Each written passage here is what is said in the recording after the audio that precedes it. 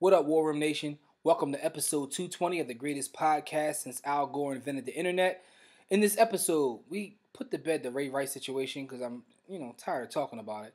But we also talk about what's going on in the NFL, the Eagles and Redskins and their fight, and also what's going to happen, moving forward in the NFL season. Are the Bengals for real? Are the Texans for real? We get into all that in episode 220, so please enjoy the War Room. Blog Talk Radio. This my Uncle Charles, y'all. Welcome to the War Room.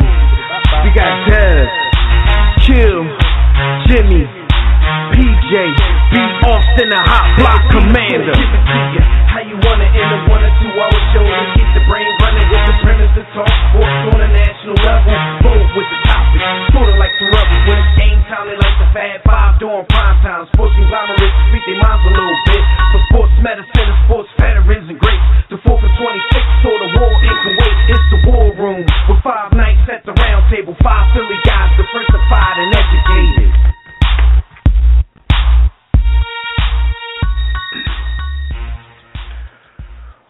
What up, sports fans? You are once again live in the War Room, brought to you by War Room Sports on that WRS Podcast Network. I'm Devin McMillan, and I'm here with my brother Jimmy the Blueprint Williams. Yo, it's week 3 in the NFL,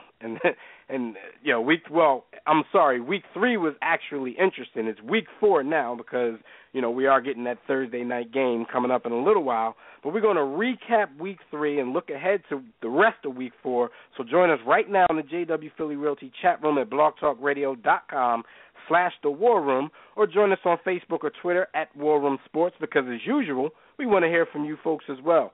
You can also call us directly when we open up the Digital Extreme Tech hotline. That number is 323-410-0012. But before we get started, we got to remind you guys to check out the great shows on the War Room Sports Podcast Network, recently referred to as the 92 Dream Team of podcast networks. If you don't believe it, get on social media. It's on there. Get there from our main site. That's warroomsports.com, or get there directly at WRSPN.com. You'll find shows such as our show, The War Room, The Broad Street Line with the hosts Roy Burton and Chris Domingo, the Tissue and the Tape Hip Hop Podcast with Phil and Savard, the Gaffer and Hooligan Soccer Podcast with Kamal Hilton and Aaron Nielsen, After Further Review with the Mayor, and a whole lot more. You can also check the listings at fatsradio.com. That's PHATZ radio.com, because all the sports shows from our network are syndicated on fatsradio.com. You can check there for air times of all your favorite WRSPN sports shows, including The War Room. We air on Sundays and Tuesdays at 3 p.m. All right, it was a little less extracurricular stuff this week, fellas, and more sports. What's going on, Jim?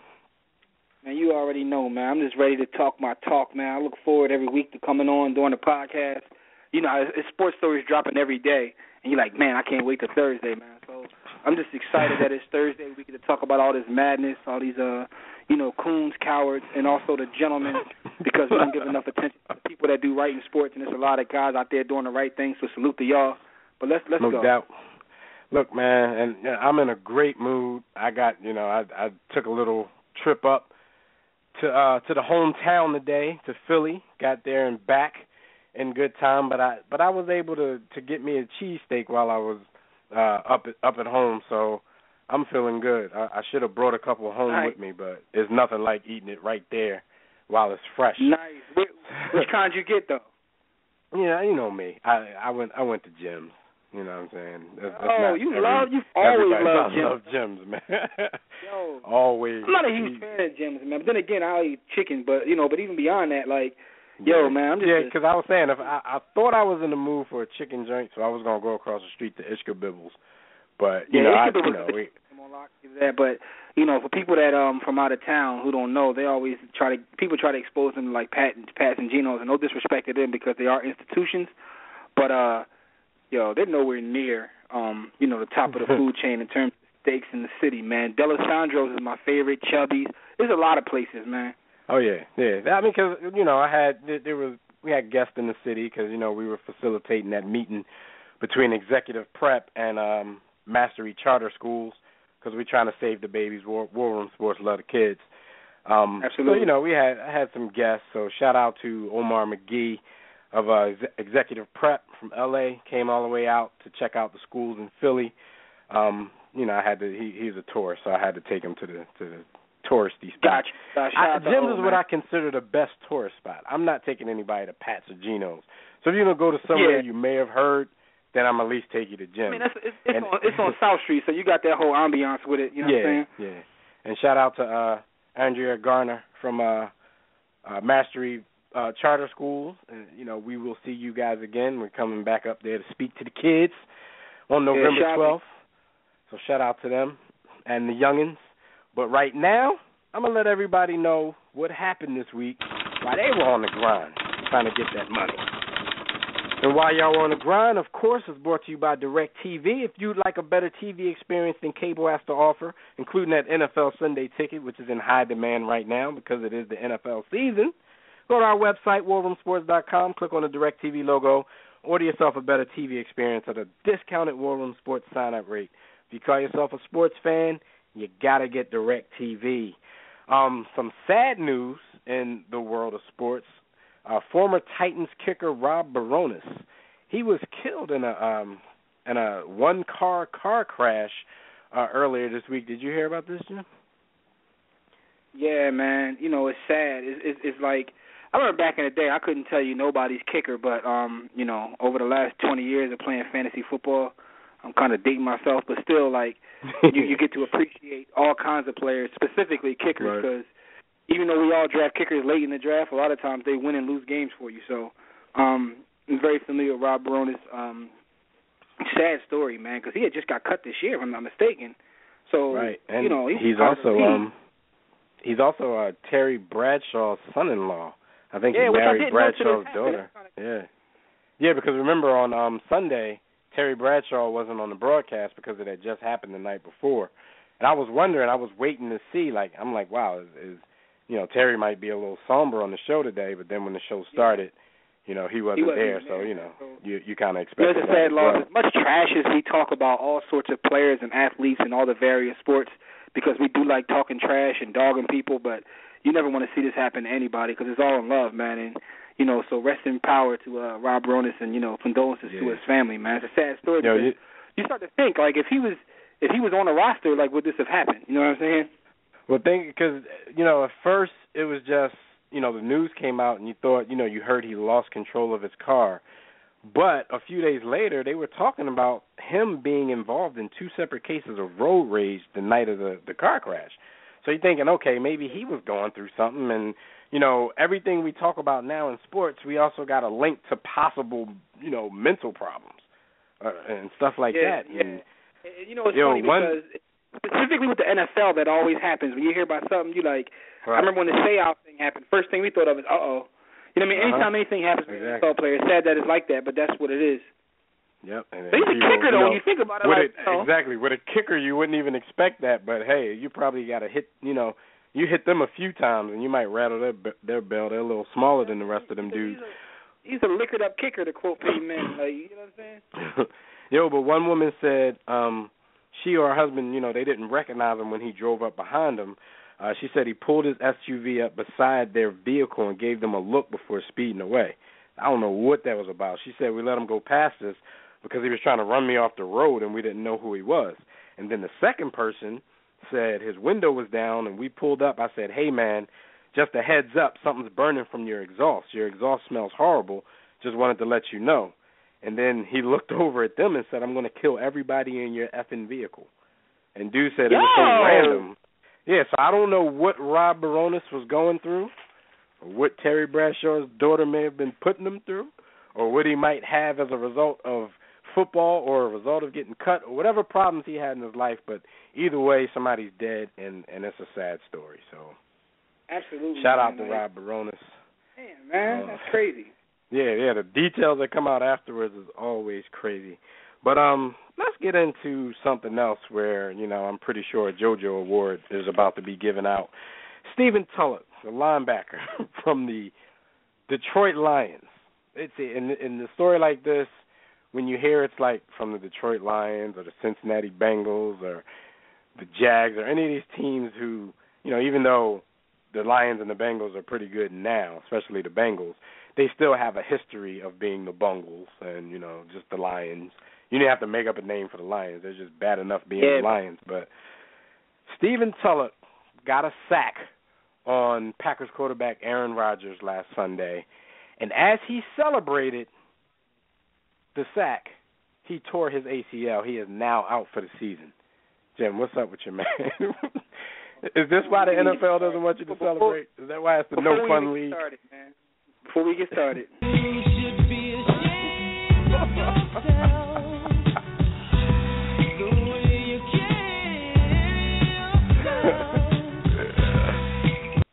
Yeah, we must start by giving out the first JoJo Award of this evening. You don't want it to be the no fun league. So you like to see guys celebrate because a lot of times that's how guys become famous, build their brand or what have you, is the celebrations. But the football guys must look down upon you talking about one Aaron Rodgers because you tried to clown him and do his celebration and it ends up tried to discount double check.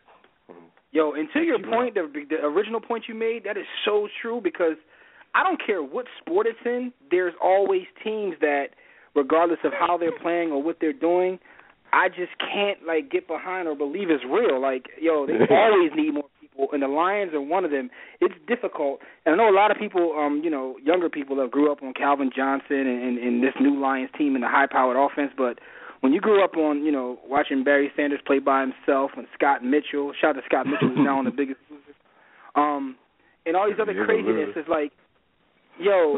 you can't. They always need more people. The Kansas City Royals, I don't care how good they are. Even Tampa Bay Buccaneers, and they won a bowl. Shoot, I still Pittsburgh look at them Pirates. Pittsburgh Pirates about to go they got better. to the playoffs for the second year in a row after a 20-year absence. Still the Pittsburgh Pirates. It's always that way, man. So I agree with that. But in terms of this injury, I just don't. I know that's got to be embarrassing. That's on a Gus Frerotte level, but it's got to be embarrassing. He's going to be known for that for the rest of his career. Yeah, just like you said, you got a Gus Frerotte hitting his head up against the wall, jamming his neck. You got Grammatica, who tore his ACL celebrating a kick. It's crazy when you quote unquote do it to yourself. But this was worse because, like you said, he was mocking the guy that he sacked. So, it's not like he was doing his own sack dance or whatever. He was trying to do Aaron Rodgers' thing and played himself all out in left field somewhere. So you definitely should be ashamed of yourself, the way you carry yourself. No, and this is the thing. This was a first quarter sack. Now, that's one thing. People complain about the rules and the no fun league and all that kind of stuff, but I can't act like it doesn't get under my skin a little bit when it's the second play of the game and somebody make a stop for 2 yards and they jump up dancing and shaking. You didn't do anything. Calm down. I tell you one worse than that. When people do it while they're losing. When people do it while they're losing. Yeah. Scoreboard, homie. That's the biggest problem with me. You're losing. Scoreboard, when you're homie. losing, so why are you dancing that way? For who, for what? All right, let's go from dancing to kickboxing, because somebody that I used to wave the flag for because of his level of talent coming into the NBA, who was one of the bigger busts in NBA history, my man Darko Milicic, since he's no longer being signed by NBA teams, this man has decided that he wants to be a professional kickboxer, and he just signed a deal with the World Kickboxing Association. He's going to be a 7-foot, 250-pound kickboxer, and unless his jab game with his leg is nice, he's going to get his ass kicked, just like he did in the NBA. What's up with Darko, man? Here's the crazy thing, right, with Darko, right? Anytime I watch boxing or whatever, and they always talk about what's happened to the sport, how come there aren't any major athletes in boxing anymore. They always talk about how there's now alternative sports. Guys weren't making that much money in the NBA or NFL back in the day, therefore they always, box. So, and, that goes to all combat sports. So this is funny because this is a guy who had the talent to play in the NBA, but, didn't work out for him, and it's a lot of reasons you can say why that happened. But I find it interesting him going the other way in terms of getting into kickboxing. I'm anxious to see him fight because he is athletic. And in combat sport, anybody can beat anybody on any given day. You know what I'm saying? So I do want to see him compete. I find it funny because you definitely flew the flag for him. You kept telling this guy got talent, but this guy got talent. You know what I'm saying? Yeah. So I want to see what happens in terms of him doing this. It's not like guaranteed contracts when you're fighting a combat sport. That's the major reason why guys that would box or what have you, started doing what they had to do. But shout out to Darko, man. He hopefully he gets everything together. His NBA career didn't work out, but that doesn't mean it's over with, man. Let's see what happens. Yeah, I just, man, when I going back to his NBA career, I just think Darko just didn't have that dog in him. Like I always viewed him as a lazy dude. Like the times, like I've seen him play live a few times. I was down in Orlando. I caught a game one time when he was playing down there, and like the dude could do everything at 7 feet tall, but he just never seemed like he was interested in playing basketball like that. Like so. I don't know, it's one of those things. He got drafted very early in a very, very historic draft, and he's just going to forever be known as Darko the Buck. Sad story. He really did have talent. For everybody who doesn't believe that, never really noticed it, he did have talent. Yeah, we always judge the athletes. Well, I was watching, I think it was a thing on quarterbacks they had on the NFL Network, and I think it was John Gruden and Mariucci, one of the two, was making a point because they both are like guys who just go ballistic over quarterbacks. But they were saying how within sports, right? You said Gruden was making a point or making love? What's wrong? Both. Within sports, right, it's like situations matter, meaning that you can have all the talent in the world, but when you start out, if you're in a team that you don't gel with or whatever, you can lose confidence, and then your whole career the trajectory of your career can just change just based upon where you're drafted. Doesn't mean that you have to go to a good team or a bad team, but, when he got drafted to a Pistons team that was kind of like ready to play right now, and he didn't have time to develop his game. So you always wonder what even those guys, like Rasheed Wallace and them, they used to call him the Serbian gangster. They used to talk about how good he was in practice.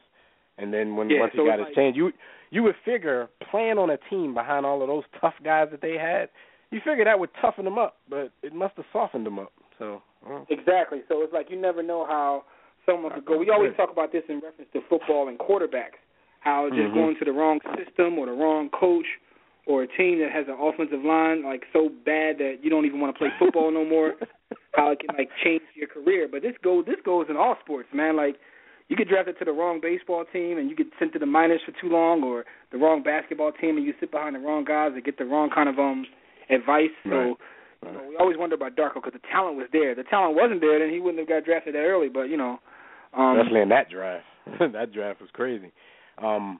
Every time you talk about that, like circumstantial busts, like the first person I think about is David Carr. Like David Carr was good, man. David Carr wouldn't have been a bust in this league had he not gone to Houston at that particular moment. So wasn't he the one whose offensive line was so bad they did a commercial on DirecTV? They did a commercial. Yes, he was standing there by himself. They took his line out of the commercial, which they had a right to do because that's how they played on the field. And I think the hits he took I think it ruined his mental approach to the game. And if you I really think he would have been good. Like, why would you even want to play football? I wouldn't even want to play football. Like, he was being abused. Like, I would have quit. Yeah, and they were still getting good money, so take that rookie contract and go. I mean, he was a backup for a few teams. He was a backup in New York. I don't know. I don't think he's still on the roster now, but his brother's the starter out in Oakland. I gotta look that up. I don't know if David Carr is still on the roster. But listen to this, man. Your man, Rex Chapman, on 7 different occasions has walked into an Apple store in Scottsdale, Arizona. And I guess I'm not really that familiar with Apple stores. I've been in a few, here and there, but I don't think I've ever made a purchase from an Apple store. Like, my wife's iPod, I think I got that from, like, Best Buy. So apparently they have these self-checkout machines where, you take your stuff and you check out or whatever. But he did this 7 times where he had a bunch of stuff in his hands, went to the self-checkout thing and acted like he checked out, but shoplifted 7 times to the tune of $14,000 worth of Apple merchandise. and then took the stuff to a pawn shop somewhere in Scottsdale. So, what is Rex Chapman going through right now?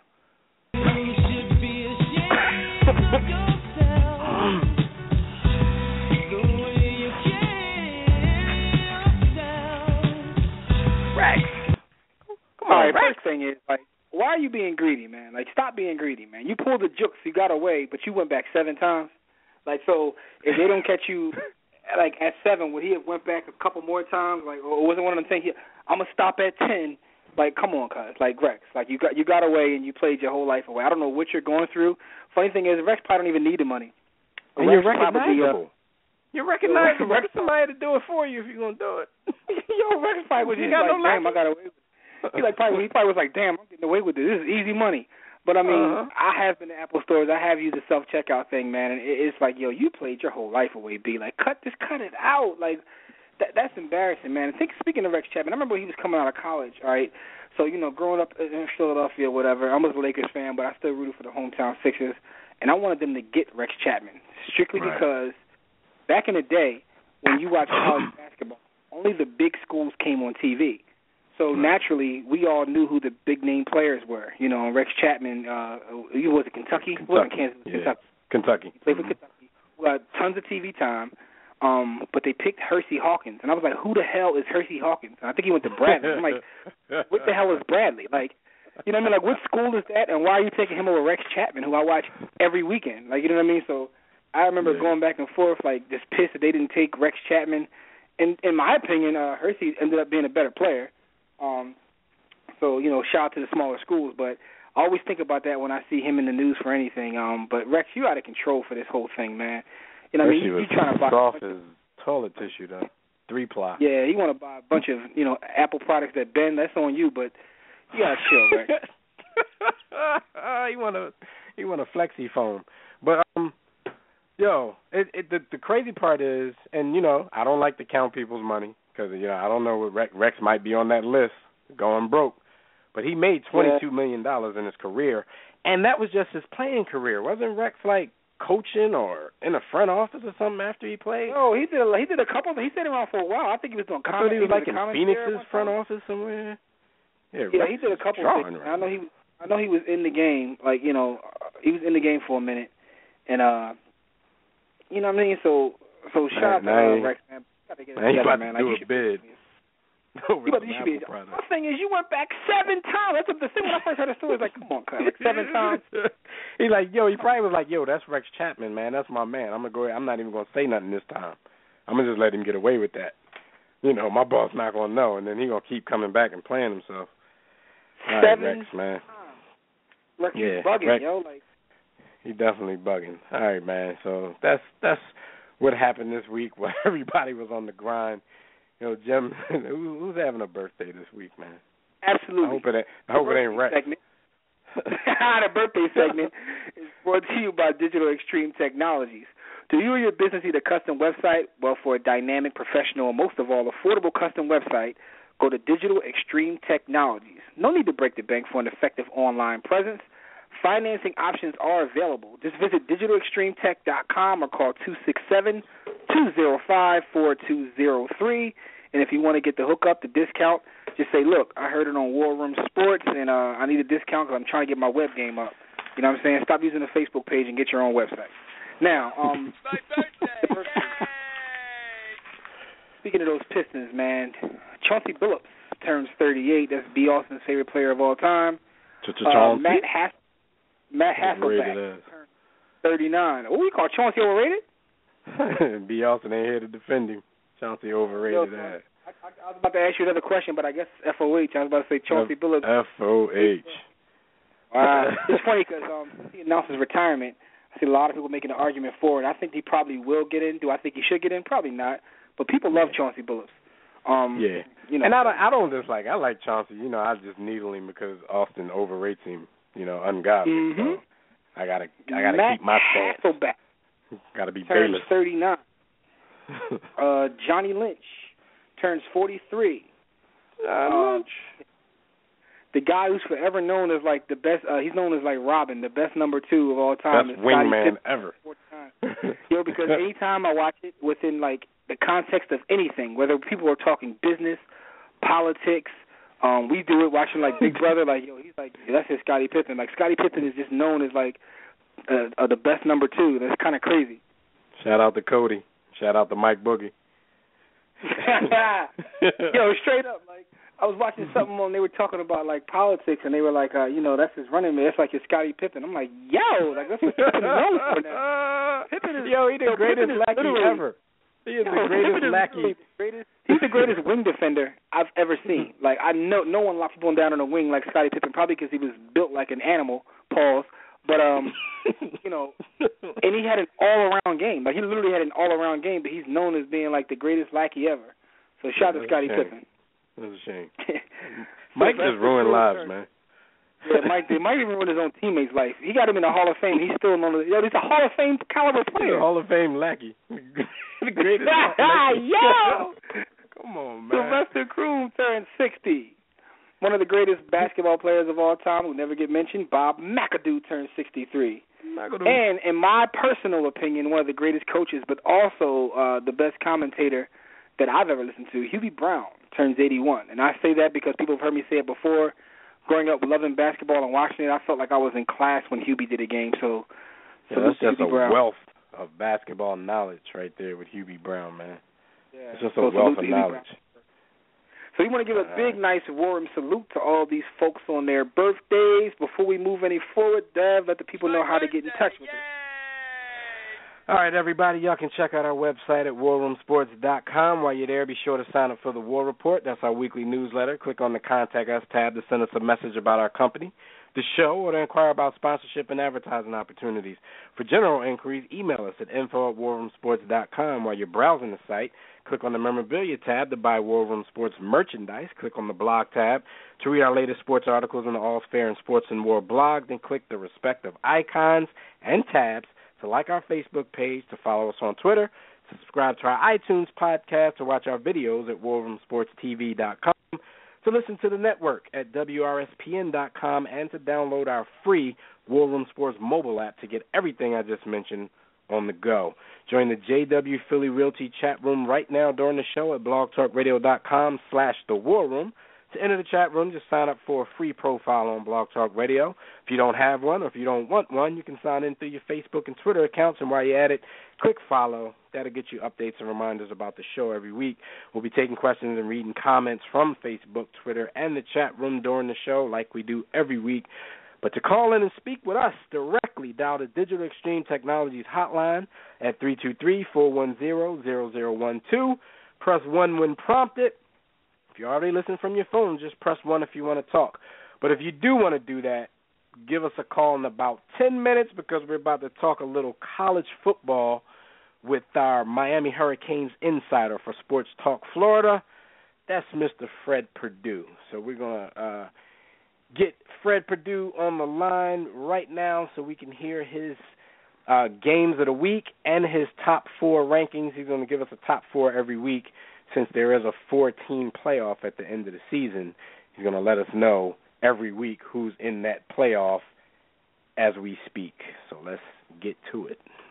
All right, on the line with us, like he is every week, our Miami Hurricanes insider for Sports Talk Florida. We got Fred Perdue to talk about his college games of the week. Fred, what's going on, buddy? How y'all guys doing tonight? Pretty good, man. Pretty good. How are you? I'm good, man. I'm good. Cool. All right, we got another college football week in front of us. So let's just start out on your games of the week. Let's start out with your thoughts about UCLA versus Arizona State. What's going to happen in this one? Well, we have a premier Pac-12 matchup. UCLA was one of the top teams, top dark horse teams picked out of the Pac-12.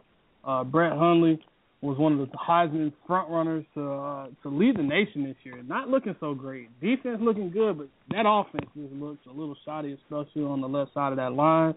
If it wasn't for Brett Hundley, their last 3 games up against Virginia and Memphis were just yuck, very bad. The first game they had against Virginia, they had 3 defensive touchdowns, which really saved them.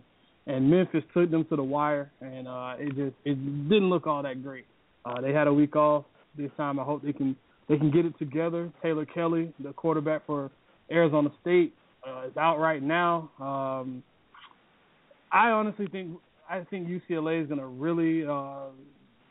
really take it to Arizona State. Quite honestly, Arizona State's defense isn't all that great, and if UCLA can just put it all together offensively, defensively, and on special teams, it could be an ugly night. Look out for Miles Jack, two-way player, mostly at linebacker, but he has played some running back throughout last year, but they're mainly using him at linebacker this year. He's a good player to watch out for. Cool. What about Tennessee versus Georgia?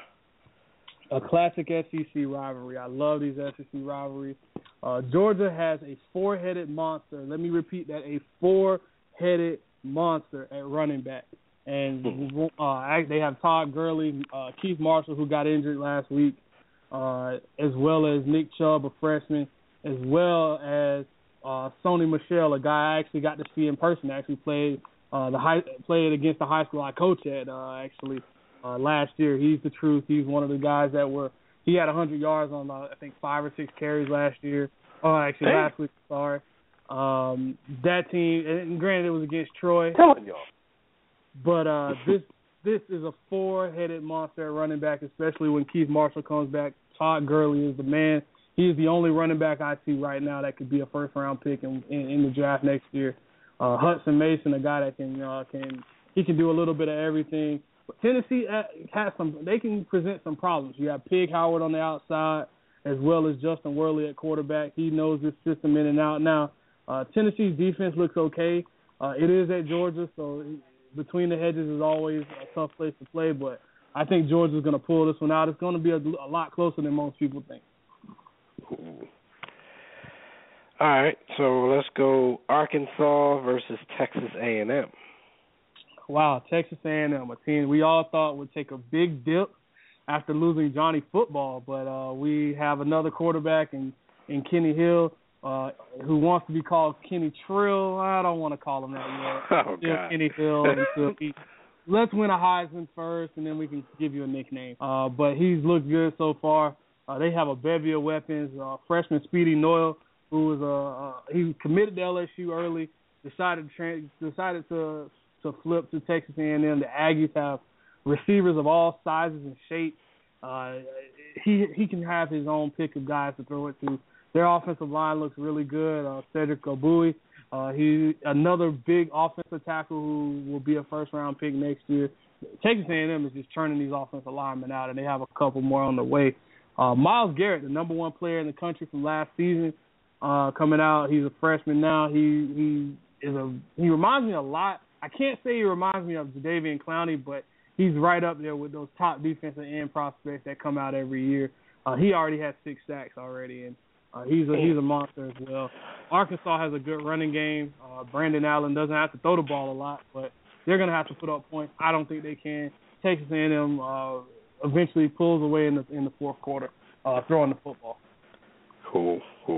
Fred, you know the game that we all have been waiting for, the game that we must focus on.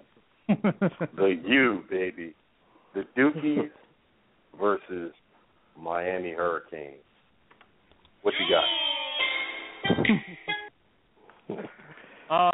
The Duke Blue Devils, believe it or not, this team is really rolling right now. They're the defending Coastal champs. They're on a 12-game winning streak. Yeah, that doesn't sound right for the Duke Blue Devils. That sounds like something they could be in maybe basketball, a 12-game winning streak, not football. But David Cutcliffe has this team going, even after losing their offensive coordinator and Kurt Roper to the University of Florida, and still not running an offense at the University of Florida. That, it still doesn't look good there. But Duke is rolling right now, and defensively, like I told you guys last week, Miami was going to lose, and they lost to a team in Nebraska who looked really good with the run game. Well, Duke's going to run the ball. I really think Anthony Boone is going to be a guy that's going to be able to run the football as well as throw the football for this team, and he's going to be the leader of this team. Miami has a lot of issues on defense, whether it's the secondary, the linebackers, the defensive line. The media and some of the coaches and some of the players are all doubting what Mark D'Onofrio has been doing. I've even dubbed him Mark Offrio. I've taken the D out of his name until he can give me a D. The one thing I have to say, the offense looked good last week, and Brad Kyle looks like he's a promising young player. The offense can put up points, but when you have no defense and you're in shootouts, especially against teams that can run the football, it's always an issue. And what came out earlier this week, which I already kind of knew, Mark D'Onofrio's system is Coach Al Golden's system. So to change his system or fire him would have to be like admitting that he needs to start over. I don't want to say it's time to move on to a new coach, but it's approaching that time. Fans and alumni alike are very, very just upset right now with the lack of production. Miami has only had nine or more win seasons since 2009. It was actually 2009 and last year. A lot of 7 and 6s in there, and it's not looking good. I need to see more production, or it's time to get out of here. Al Golden. I think Duke keeps it close, and Miami finds a way to win at the end. Well, he was from Temple. Y'all fell for that, but hey, but I'm not the alumni. I can't make the decision. If it was up to me, I would have hired someone else. Jim Tressel. I'm not saying anybody else's name. Jim Tressel. You know. All right, you got your top 4. You got your rankings for the week. Well, for the week, man, I still like Alabama. I still like Oregon, even though their offensive line doesn't look all that great right now with all the injuries. They have found a way to adjust. Oklahoma is the one team. They seem like they're the best team in the country, but at the same time, they just they keep finding a way to not let me give it to them. And Florida State, they're number 1 in title only. That game against Clemson, which can we pull back the curtain a little bit and let them know we kind of pre-recorded it and I didn't know anything. At that time, we didn't know about Jameis being out a whole game. Had I known that at the time, I would have changed my prediction to Clemson, and I was rooting for Clemson so bad. I was rooting for Clemson so bad. Deshaun Watson owes me some push-ups or something for doing what he did, but Florida State is still number 1 in title. All right, well, let everybody know how they can get in touch with you online before we get you out of here.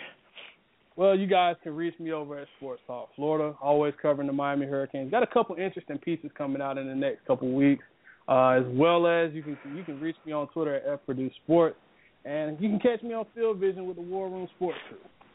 All right. Good looking out, Fred, and we will see you next week. All right, guys. Thanks for having me. Always a pleasure. All right, man. All right, that's Fred Perdue, everybody, our Miami Hurricanes insider for Sports Talk Florida. Jim, let's get into some hot topics real quick. And hot topics, everybody, are brought to you by... They're brought to you by Audible. If your schedule is too hectic to read as much as you want, try audiobooks and kick back and let someone else do the reading for you. Go to audibletrial.com/warroomsports. In no time, you can have someone reading to you. Listen, one book that I did read on Audible was by Gillian Flynn called Gone Girl. I noticed they just made a movie out of it. I read the book like last year on Audible, but it's funny because I just saw like an ad for it before we came onto the show. And, it's crazy because that book, although I read it last year, the ending of that book is still pissing me off, so I'm looking forward to the movies. But that's just an aspect I wanted to bring to you guys about Audible because there are a lot of stuff that you may not know there's books to and you may not want to read because you've seen the movie or you want to see the movie, but try Audible. I'm telling you, have someone read it for you. It's amazing because a lot of times the book is better than the movie. I know you've heard that before because it's true. Anyway, audibletrial.com/warroomsports, and you can get a free one by using that link. So let's move forward and talk about these hot topics, Dev. All right, let's get into these hot topics, but we got breaking news. The homie Ezra is in the chat room from Idiot Sports Talk. He just wanted to let us know that Amber Rose is single, and we had to report that as breaking news. Absolutely. I heard she and Wiz was having some problems and was about to get a divorce. Amber, holla at me. I just want to say one thing real quick before we move on in reference to Amber Rose. I forgot I was married just now. My bad. I'm not going to lie as if I didn't see some of the photos from the frappening or what they call Celebrity Gate or whatever you want to call it. So, shout to Tim Cook for ruining Apple, but also making us able to see a lot of those photos. But, yo, all those photos mean nothing. When Amber's photos dropped a couple years ago, her photos poop on every celebrity photo leak ever. Amber has the single greatest celebrity photo leaks of all time. I don't know if she wants to be known for that, but that's what she is. So shout out to Amber. Definitely shout out to Amber. All right, so let's talk a little bit of stuff about the MLB, because when you were talking about Audible, you were talking about how something pissed you off. This is something that kind of pissed me off, and it's really nobody's fault, but they can do something about it if they choose to. Yo, Phil Hughes, pitcher from the Minnesota Twins last night, he gets a $500,000 bonus if he pitches 210 innings. So last night he went into the game with needing 8 1/3 innings to get his bonus. So he pitches 8. It's raining the whole time, so he pitches 8 innings. So he gets, his 3 outs in that inning. All he has to do is, the rain, if it would hold out enough for, the other team to get up, get their 3 outs, and he gets back to the mound and gets one more out, then he would get his bonus. Rain delay, 66 minutes. You know how starting pitchers never get back in after a rain delay. And the Twins said this is the last time they're going to pitch him this season. I mean, they have 4 games left and, 5-man rotation, so he doesn't get his shot at doing it. So, what do you think? Like, should they just give it to him, or should they pitch him in relief, or should they just say FOH because we're not trying to give you this money and not pitch him? Because it is business. That's a tough one, man. Listen, man, that's a tough one, man. To quote, what's my man's name off Scandal, Sal Bean, whatever his name is, Bean, something he said a couple of seasons ago that stuck with me was, listen, man, everybody's right. It just depends upon your perspective or where you're coming from. And with that being said, like, if I'm looking at this from the standpoint of the organization, it's like, yo, FOH. I mean, this is what's in your contract, and, who says we have to do this thing? But then as a player, it's like, yo, don't you, want to build some sort of, like, loyalty or something and build a culture within your organization? Because one thing people take for granted in sports is cultures within teams.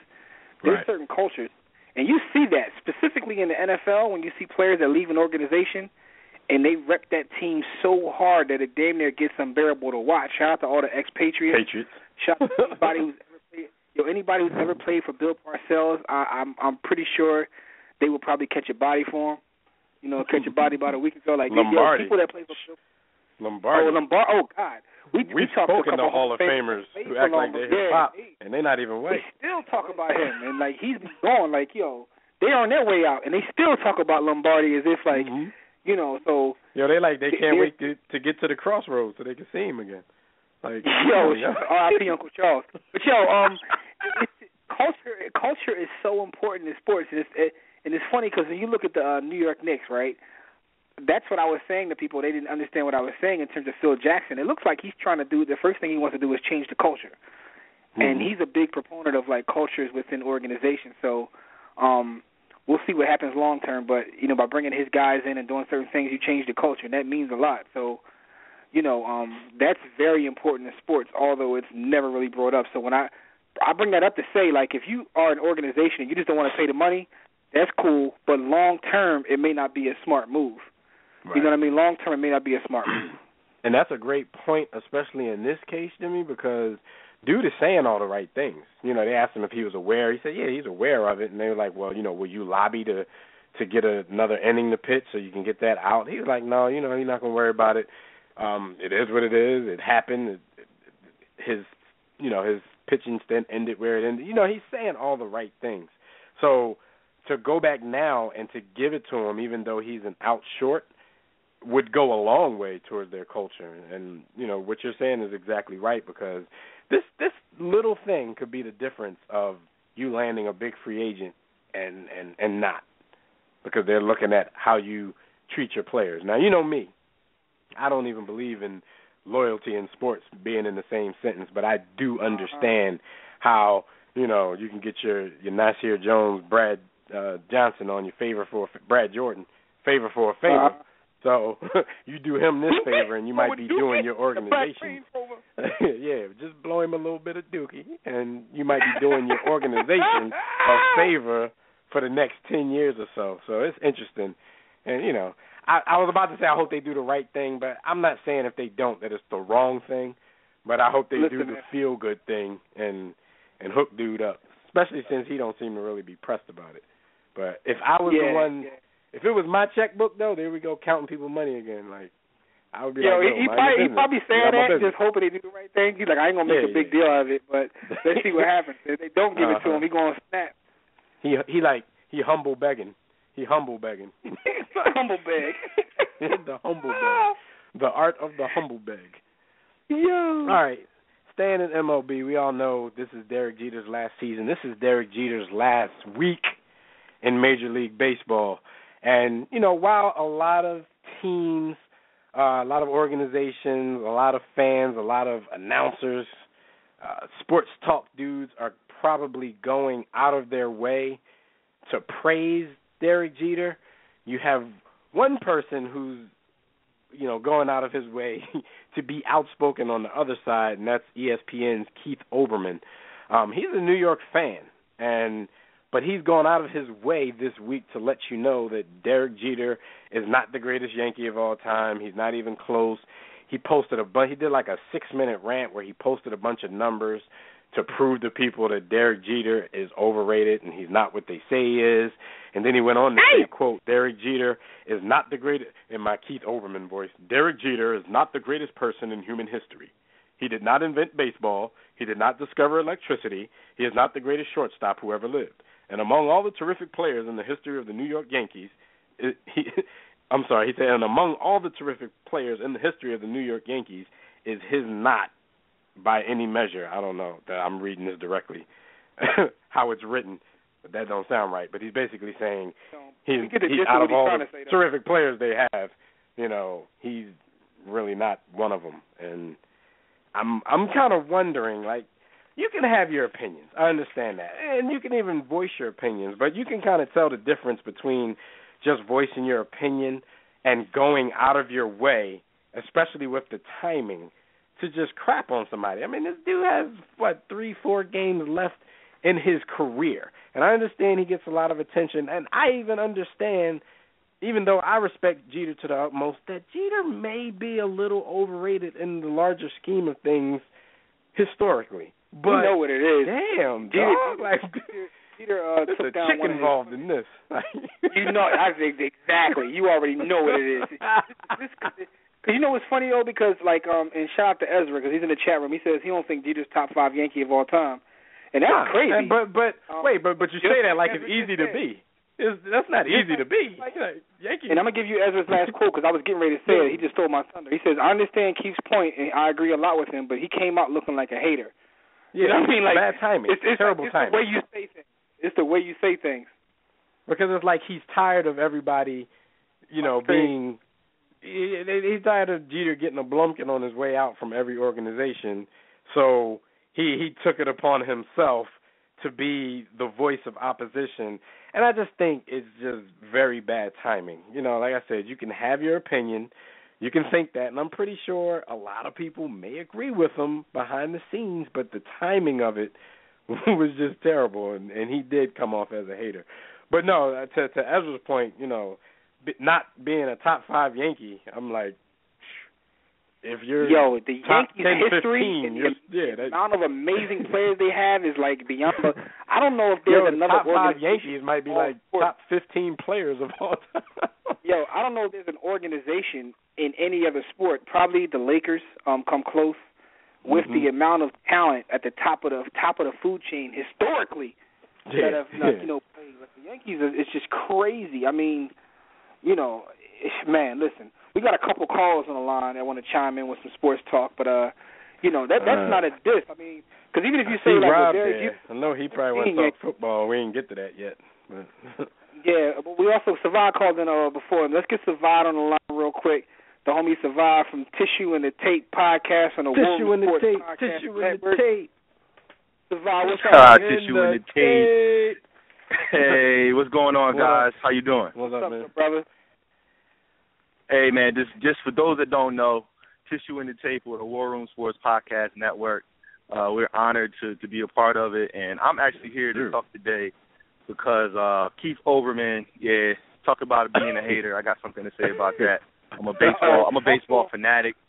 Talk to him. Baseball fanatic. So, hold on. Let me say this. Hold on. Let me introduce you real quick. Okay. Got me hot. So look, tell him why you mad.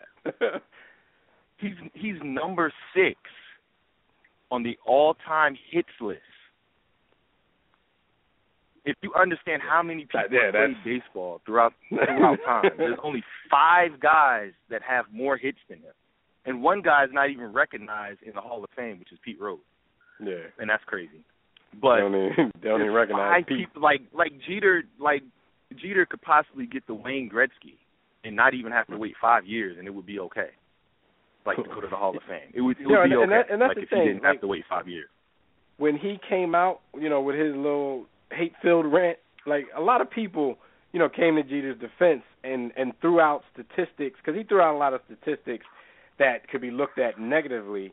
But, it seems when you're doing that, and it could go both ways. The people who are going to praise him so much, they're going to throw out stuff and make it look like he never made a mistake. But the people who hate him are just going to throw out bad statistics and ignore all the good ones. So, yeah, he didn't put it's a big thing the one thing about him, top 6 all-time in hits. That's a big deal right there. The one argument that I had, and I've heard this, but I kind of thought about this too when I was listening to Olbermann's argument. His argument was, okay, so he only won, he won 5 World Series rings, and he won 4 in his first 5 seasons. Don't act like there weren't other great players on there. Paul O'Neill, come on, FOA. What championship team don't have other great players though? Exactly. So in the next breath, then he said, you look at that 4 and 5 years. Well, look at his last 14 seasons, and he only won 1. So it's like you can't say that he had these teams that helped him to win championships when he got 4 out of 5, and then put it all on his shoulders when he only won 1 out of 14. I'm a Phillies fan, and come on, like just in terms of droughts and being the losingest team in professional sports history, 10,000 losses. Like, I'll take one. I mean, it's going to be another 13 years or, 12 years before the Phillies win another probably a championship. dub. Right. No, I'm saying, we're all Phillies fans, so you know how much credit they got with us for winning in 2008? Like, we're cool for a long time. Yeah, they cool for a while. But listen to this. Never Here's my seen point. that before. Like, here's my point, and I'm not a Yankees fan, but what I can say is this, though. Derek Jeter is one of those athletes who's probably overrated and underrated at the same time. That makes any sense. Like, yes. he's just one of those guys, man, because first off, I think he should be a first ballot Hall of Famer just for doing all the yam farming that he did without having any scandal. that right there, that's amazing. That right there, I mean, he's supposed to be top 5 on anybody's list. That's amazing. Because think about it, he's pretty much done everything right. He's avoided scandal, playing for the Yankees, being like, the captain, being that guy. I mean, the only thing he's kind of done wrong in his career was releasing that stink-ass cologne he did with Avon. Other than that, this guy's done everything right. And he is one of the best players of all time. But the thing about it he's got some crazy commercials, too. Even if you say, shout out to my man Action Bronson for being in the Jeter commercial. But listen, though, my thing is, even if you say he's, like, not top 5 Yankee, that's not a slight when you look at the history of that organization. Come on, exactly. Yeah, I mean, but also, Olbermann didn't even, if you look at the postseason, and, once again, we talk about baseball, you're talking about, the 1800s. Who has the most career postseason hits? Yeah. Derek Jeter does. He omitted. He has 200. He omitted all of the good stuff. In the postseason. But I think it's one of those things, right? Like in our chat room, shout out to Ezra. He's bringing up the point that Bernie Williams didn't get half this love, and he probably was a better player than Derek Jeter for a lot of years, which is probably true. But Derek Jeter is light-skinned, so it's a little bit of white privilege. A funny thing about Bernie Williams. He's the more popular athlete. I mean, the bottom line is Derek Jeter's popular. I mean, he's more marketable than, say, a Bernie Williams. And, but I do the funny thing about Bernie Williams, he caught me back in the day. I'm thinking Bernie Williams, okay, and this was when I was younger, maybe 12 or 13. And he sounded like Poppy he sounded like he belonged in a Poppy store.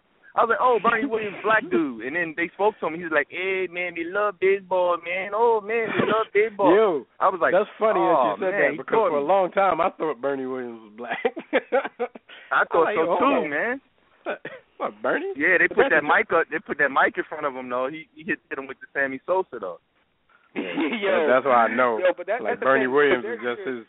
That's just his American stage name. That's his. But you know how it is when they talk about when you're watching SportsCenter or any sort of sports show and they're giving someone a Blumpkin for damn near a whole season because of his last season, it gets tiring. So I understand his rant. Yeah. He did come off like a stone cold. I think that Derek Jeter popped one of his young ladies, and that's what it really has to boil down to, man. Because even if you agree with man, Overman don't like ladies. Hey, Savannah. Whoa. Yeah, I wasn't saying that because of that. That just happened to coincide. We just said that at the same time. But they tricked us because I just looked it up, and of course, Bernie Williams, his name is Burnaby Williams Figueroa Jr. So they took all that. They took all the Guala Guala language out of his name and just gave us Bernie Williams. Yeah. There you go, stage name. But okay. I just had to chime in on that because Overman. Although, I have respect for what he does, he puts in a lot of work, and just watching, him put together his show inspires me. But he really lost a lot of points with me on this one just because he's trying to make a bigger platform for himself, and he used Jeter as a scapegoat for his ploy for that. So but to Derek Jeter's credit, he does what Derek Jeter does. Derek Jeter never responds to this kind of stuff, which is why he gets the love he gets. The dude is like, Derek Jeter, he got to be something up with that dude, man. He probably got, like, children tied up in his basement or something because he just comes off as, like, no one is that classy. Like, you know what I mean? No one is that classy or perfect, FOH. Your boy Peyton Manning tries to be, though, Jimmy. He tries to be Jeter-esque. But, he tries to be. I mean, Peyton comes off as a cornball, though. Derek Jeter doesn't come off as a cornball. Yeah, Peyton, but Peyton... Peyton Manning, he has more a.k.a. personality than you think. Like him and Eli making crazy commercials. Peyton is actually funny, but like Jimmy said, he's kind of funny in a corny way. But Jeter is always too cool. Like you're not gonna see Derek Jeter making commercials. Classy, like that. He's classy and cool. Like it's something up with dude. You can't be that perfect. I'm telling you, man. Somebody got to investigate him, man. He's like one of them dudes off Criminal Minds. He got like. So you're saying they need to search St. Petersburg? They need to search the place? Yeah, man, no doubt. They got to. Something going on down there. He got like a casino in his crib, or he sell dope or something going on. Hey, there's a reason you gotta check your cell phone at the door. He probably into some like SNL. Never mind. Let's just go. And when you leave, he probably hit you with the Men in Black joint, the little flashy thing, so you forget everything that happened. Savant, man, thanks for everything, man. Keep up the good work with Tissue and the Tape, man. I also want you to know that I'm like super excited about the Royce the 5'9" and DJ Premier collaboration album. Like, that is proof that there's a higher power because that's the only way something like that happens. And Jimmy, think about this: Royce can get 12 to 14 tracks from Primo, but Nas and Jay-Z can't get one in a decade. So just think about that for a second. But yeah, man, Pop is alive still, and Tissue and the Tape is a part of that whole movement on the War Room Sports Podcast Network. Check us out late on Fridays. We normally get on around 11 Eastern, and, we just keep going. So big shout to our brothers here, and holla. All right, man. Homie. Take it easy. And if you guys are asleep at that time, then you can just go to WRSPN.com. Click on that Tissue and the Tape on the right-hand side on the list of shows and listen to any episode they have ever done. Trust me, if you're a hip-hop head, you want to hear that show. So go ahead and listen to that. Shout out to everybody on the network because our network is growing. We got a new show starting up soon. It's all about tech from the urban perspective. Shout out to the Hood Tech Man who's famous on YouTube. Just look up Hood Tech Man on YouTube. It's actually coming to our network, so we're excited about that. And all of our other partners, man. It's all about growing each other's brand and helping each other move forward, man. But we do have another call on the line. You want to bring him on real quick? Yeah, I'll take that. Go to our homie calling all the way from California. We got the homie Rob on the line. Rob, what's good, homie? What's up, man? How y'all doing, man? You already know, man. Listen, man, Rob, they got Love and Hip Hop Hollywood going on now. I'm like watching the episode to see if you want one of these episodes with one of these young ladies, man. Man, I apologize for everybody knows Marcus Houston because, dude, I used to see dude all the time, man. He ain't really like that, man. People are definitely money, dude. You faking? and yo, Ray J, man. I'm. All I know is that I know family member, personal family who know Ray J personally. My boy is a snake, dog. That's all I gotta say. He might be a snake, but he gets some stallions though. But that's neither here nor there. Yeah, that's making everybody Ray J. Well, go ahead. What you want to talk about, Rob? Yo, he gets the pass in the war room because of his because of the bodies of work that he put down. Wow. Yo, Jimmy. Speaking of LA, what do you think about the Lakers roster right now, man? Yo, I don't want to think about the Lakers roster right now, man. Because here's the thing. I'm going to keep it a bean, though. I think the Lakers will be better than a lot of people think, but it's like, yo, in the words of, like, Andre 3000, man, when 16 ain't enough, man, like, yo, we're used to winning championships. Therefore, it's like making the playoffs or being the 8th seed or just barely not making the playoffs, that's not what, we about. You know what I mean? So, therefore, although I don't think we'll be, like, complete poop, I'm looking at the roster. Y'all might be complete poop. Yo, but I still think Kobe got a little less in the tank, man. And I blame Phil Jackson for that. Phil Jackson was bigging him up the other day, talking about his workout regimen and got me a little hype and whatnot. But yo, he said he works harder. He said he works harder than Mike. As far as he said he works harder than Michael Jordan. He said Kobe's like animal when it comes to getting prepared. But with that being said, though, Rob, slander Phil and Kobe for that.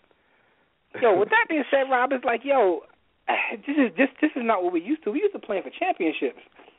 Like there's no satisfaction in barely making the playoffs. I mean, that's what that's what teams like the Milwaukee Bucks do, not the Lakers.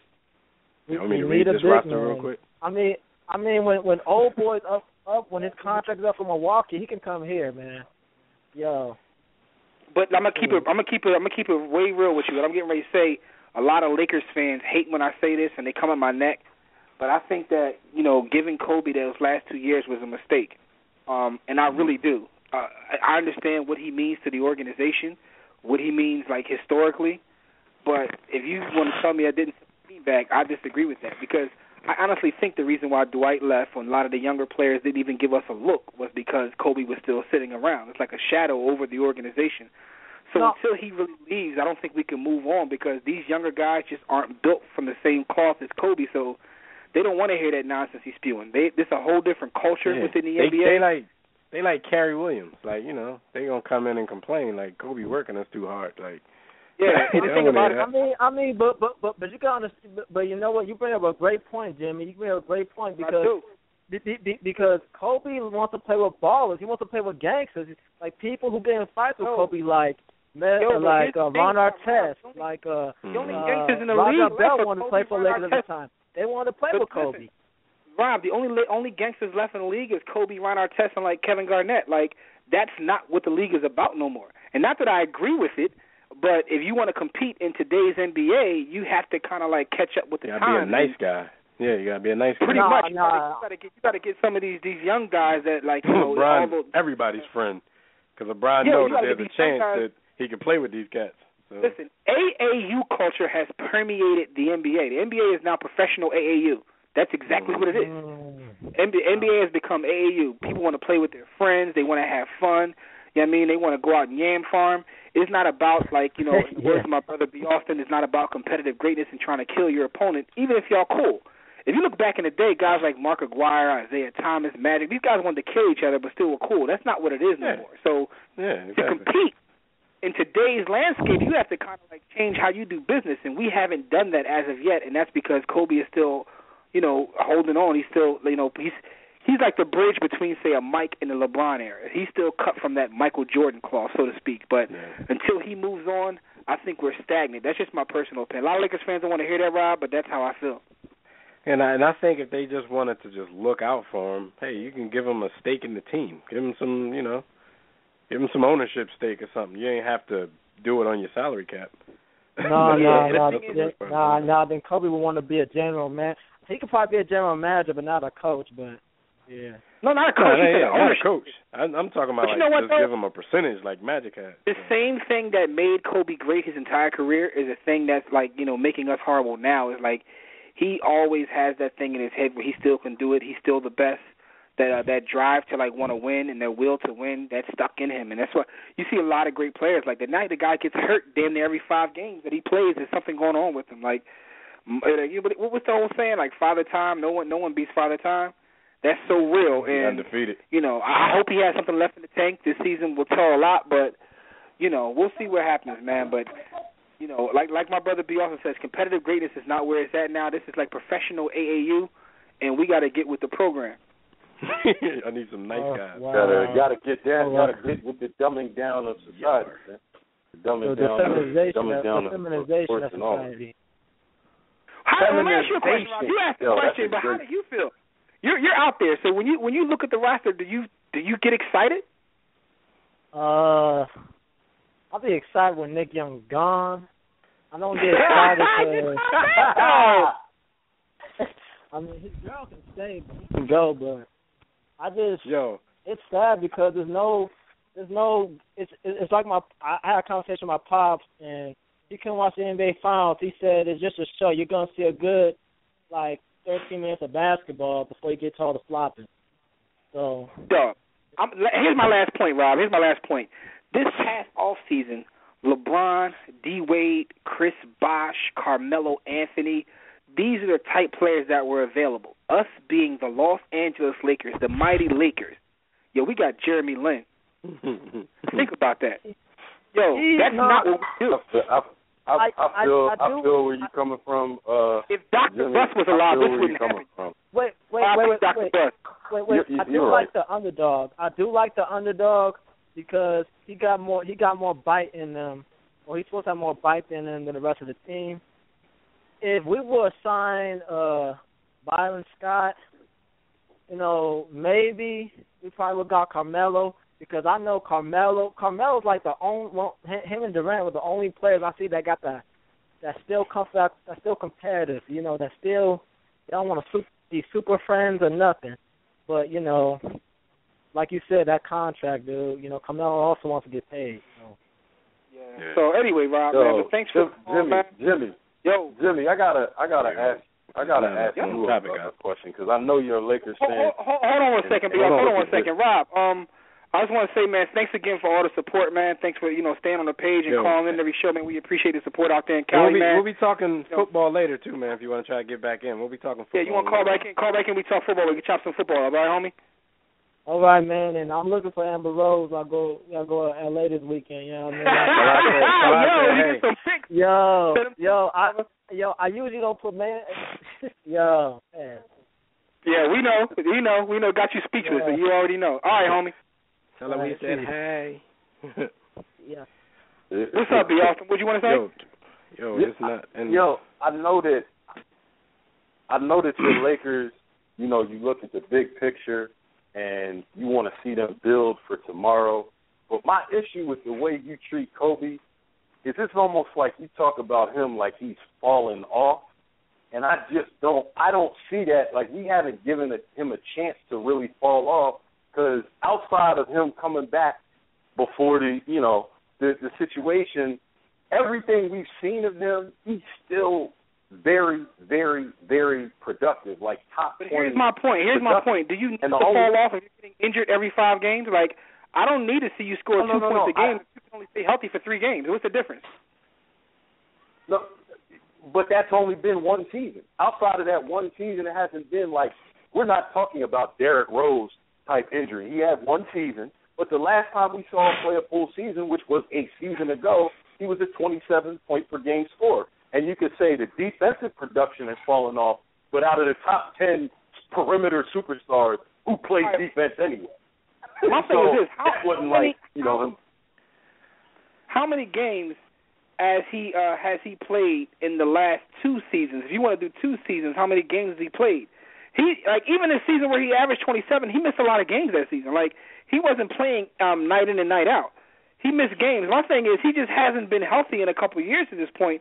So even if when you do play, you put up, say, 27 a game, if you're not playing that often, then, I mean, it's kind of, 6 one, half dozen of the other. And I'm not saying he's falling off at all. I'm hoping he comes back and scores 30 a game this season. But at the end of the day, What will that mean for the Lakers winning a championship? I don't watch the game and see Kobe score 30. You do. That's not why I watch the game. That season. Yeah, he only missed four that season. The year before, he only missed 2011, 2012, he only played in 58, though. Okay, so that's the season. So now take 3 seasons. Take a 3-season period. So he was injured. He was injured the season before. Then he messed his leg up. Then he got hurt again last year. So technically speaking, in the last 3 seasons, in the last 3 seasons, he played 58, 78, 2011, 2012, he played 58. 2012, 2013, he played 78, so he only missed 4. Last year, he missed the whole season. The year he played 78, didn't he get hurt at the end of the season? That's when he got hurt right before the playoffs, so that was bad timing. Yeah, so that's here's my point, B. Also, he's gotten injured the last 3 seasons. He's been injured. Because remember, Jim, I actually thought, even though they scraped to get to the playoffs that season, before he went down, I was on the record of saying if the Lakers get in the playoffs, I think they might pull an upset in that first round. But then once he got hurt, it was done. So but it affected the team greatly. The other difference in between me and you, Austin, you want to watch the Lakers play to see him dominate and score 30. I don't. I want to see us. I don't care if he scores 10 or if he scores 40. So therefore, we're watching for 2 different reasons. I want to see the team build. I said before. I respect that. I feel that. That's like if I'm watching the Sixers, I'm watching to see them win, not the individual. So we ain't got no individual, so it ain't no alternative. I mean, when you look at Michael Carter Williams, who had an amazing rookie season, 1 Rookie of the Year, it's like most Sixers fans I know was like, oh, that's dope. But the team stunk, so they didn't really care as much as they would have. The Sixers would have been like one of the best teams in the league, and he had that kind of season. He would have been heralded. So we're watching for different reasons, which is also part of the thing. Like, I want to see them win, even if that means. Sometimes I get the sense you're throwing him in the Grant Hill category, and he ain't Grant Hill. Injured. I'm not saying he ain't Grant Hill. To me, him coming back this season, he still has to show improve. And I understand like I said a couple minutes ago, I understand what he means historically to the NBA, historically to the Lakers. But, I mean, at the end of the day, he really ain't my homie. Like, I'm about now. Like, what you done, congratulations, salute. But I'm trying to win again, yo. Y'all spoiled Laker fans. I'm trying to win again. Last time we won, I was 5. Y'all spoiled. Yeah, we went off on a major tangent. Shout out to Rob, man. We love all sports. So, we went Lakers off on a major had nothing to do with you already run they down. had nothing to do. We supposed to be talking about RG3, man. Yeah, we can shelf that for a little while, because that's something we can always talk about. So, but real quick before we get into football, I just want to get you guys quick impressions on the whole Steve Bisciotti press conference, the 45-minute press conference he did earlier in the week. Like, did he say anything that make you guys think that he's telling the truth, or are the Ravens still looking bad in this whole thing? Or do we just still not care? Because I swear I'm still part of there's the answer. I'm a part of the contingency that just I really can't bring myself to care about all the side stories. Because I still think with all the attention being paid to what the Ravens did and how the NFL covered this up, it just seems like we're forgetting the fact that, of what happened in the first place, which, Ray Rice put himself in this position, and we're just worrying about what everybody else did, when in essence, they were going out of their way to protect Ray Rice and to get leniency for him, even though they're lying and saying that they didn't. Yeah, they're lying. This is the point. But what do we expect from them, and what do we expect from the NFL? This is my point. Like, you expect better, so why are we focusing on stuff that we already know? Everybody cries on the NFL every day for their unfair politics. So what's the point? And the great Reverend Pastor Ray Lewis said this, which was a great point, because Ray Lewis makes those every once in a blue. He said that Ray Rice, what he did was so selfish, because not only did he put himself in a bad spot, but there's so many people who will be affected and could possibly lose their job because of that. And this is like what you see now. What you see now is people just scrambling this story. It's a juicy story or what have you. I don't necessarily believe the owner. I find it interesting that, even guys who just are an extension because what they do for a profession, like Stephen A. Smith or even Bill Simmons, they both got hurt by talking about this. Which is funny because Bill Simmons got suspended for like 3 weeks. Got suspended for 3 weeks, which is longer than Ray Rice got for decking a chick originally. But anyway, exactly that's what I'm saying. Everybody else is getting in trouble. We're focusing on everybody else.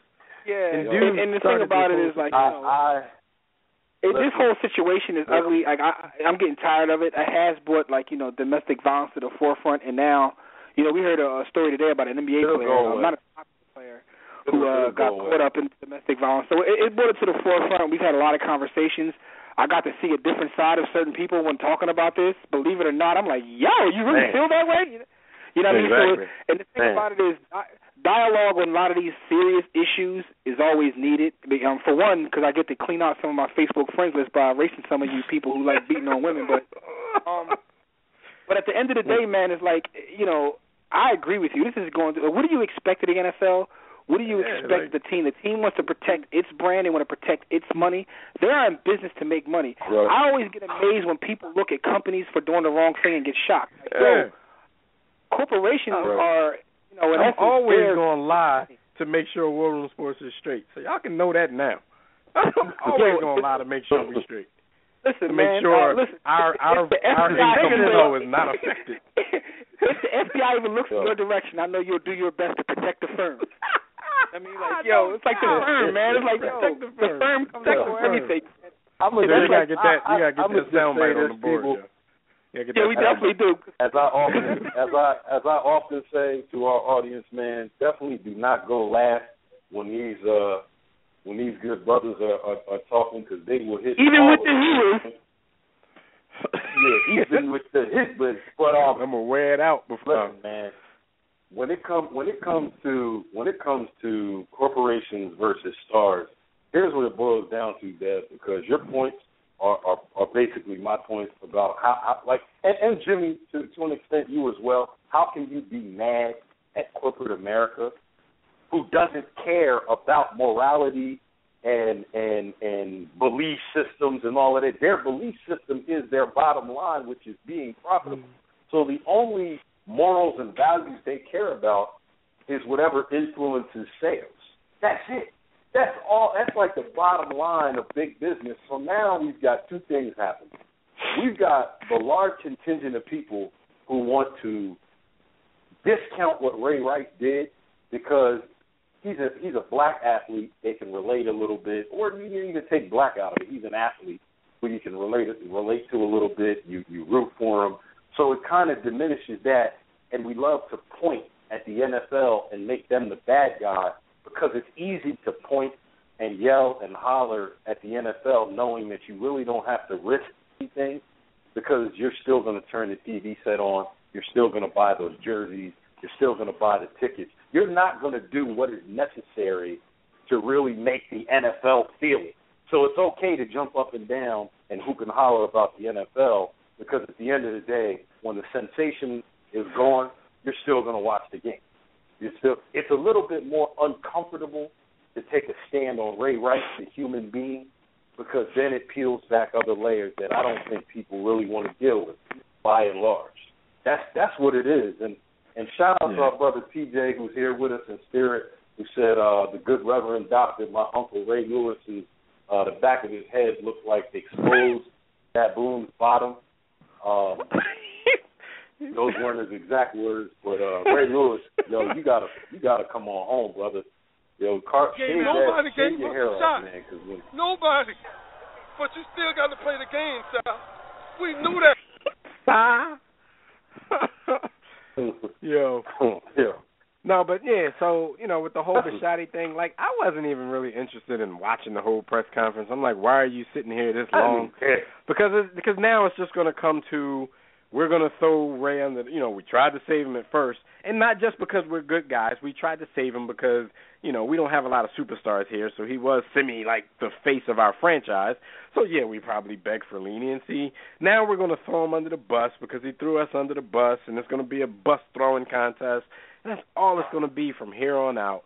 And I'm not really interested. Of course we're going to talk about it. It's our job to talk about it. But, 45 minutes, Bisciotti, like, whatever, dude. Like, I expect he was you to say everything you said. Chilling too, like he wasn't just like with his stool. Like bring on the questions. Bring him on. Chilling. I'm like, this dude is drawing, but I mean, it's making this thing like prolonged. It's going longer and longer and longer. And shout out to Ray Lewis, man, because every time I see Mark Sanchez, I laugh because I remember Ray Lewis was calling him Mars Sanchez. He's how the Jets gonna beat us with Mars Sanchez? Who is Mars Sanchez? But you made a great point. They don't have that many stars. They were trying to protect him and bring him along, give him a job in the organization. Then he tried to play him like, was that really hush money? But it took him 250 years to make the money I was taking from him. Like, damn. He was real cocky with it. I don't know if he came off that way to y'all, but he came off arrogant to me. He was real arrogant with it. So, like you got that kind of bread now, to do that. it's gone from, I love Ray like a son to now you just toss him under the bus. Like, I don't care what happens. Like, oh, you don't care now, huh? So, yeah, of course he was lying. But what the hell do y'all expect? That's my question. Like, what do you expect? Do you expect them to go up there and say, oh, yeah, we begged for leniency. We saw the tape. We this and that. Like, come on, man. So, Jim, let's talk about some NFL football. Week 3 was pretty interesting. Let's talk about ish. The season is getting popping. It's on and popping right now. Anyway, for those who don't know, our NFL Wrap is brought to you by Stitcher Smart Radio. You can now hear our show, The War Room, on Stitcher Smart Radio. Stitcher allows you to listen to your favorite shows directly from your computer, your iPhone, your Android phone, your BlackBerry or Palm phone. If you have a BlackBerry or Palm phone, immediately head to your roof and jump off. If you have an iPhone, don't bend it too much, but make sure you do listen to The War Room. The latest episode is always available for you. No syncing needed and no memory or storage wasted. Downloading is easy. Stitcher.com/The War Room. Don't forget to enter the code, THEWARROOM. That's The War Room. It enters you into a contest to win millions and millions of money. Let's talk football, gentlemen. Yo, I got a real quick clip from the dude's press conference the other day when he was being arrogant. Come after me. I'm a man. I'm 40. That's Steve Bisciotti. People like the hell. All right, what's going on in the NFL, man? Yo, man, there's a lot going on right now in the National Football Association, but we have to start with the Dallas Cowboys, a.k.a. America's team. Cornerback Morris Claiborne storms out of practice when he learns he's not starting. A lot of guys are pissed with their coaches and coaching staffs right now, but what do you guys think about him storming out like a little girl when he finds out he's not starting? He skipped a walkthrough because they told him that Orlando Scandrick, who's back off his 2-game suspension, or was reduced to, suspension, it was reduced to 2 games, they told him that he was starting, but when I heard this story, I immediately, was thinking well, wasn't Orlando Scandrick the starter in the first place? And the only reason you were starting because he was suspended? And I don't think anything you did in those 2 starts would, constitute you taking his job. He did get the interception the other day that basically sealed the victory, but come on. That was after a day of him getting that was after a day of him getting dragged around the field by mediocre receivers, and then they threw the ball right to you in crunch time. That was just a nervous quarterback. That wasn't good coverage. 9 catches and 108 yards and 2 touchdowns is what he gave up. I read 5 for 108. I don't care. He definitely gave up that 51-yarder to Brian Quick, but he's a bum. All I'm saying is, regardless, even if you played a great game, show some humility, man. Like you're living a dream that millions and millions of young guys grew up wanting to do. And, you act like that on a job that wasn't yours to begin with.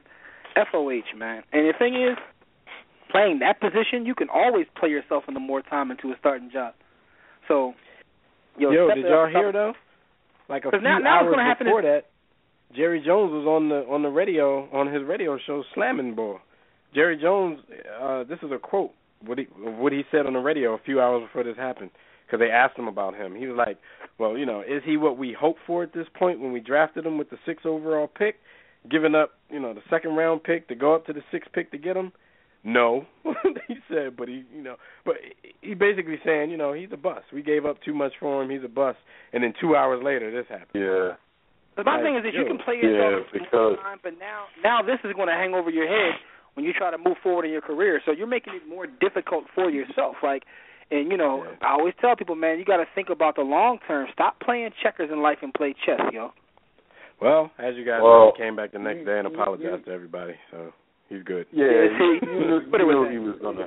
he was gonna come back and apologize. And while Jimmy's giving him good philosophical advice, I'm gonna just look at this from another angle. I think Morris Claiborne will hopefully turn out to, he's in my division, so not necessarily hopefully, but I think he will turn out to be an okay corner, maybe even good.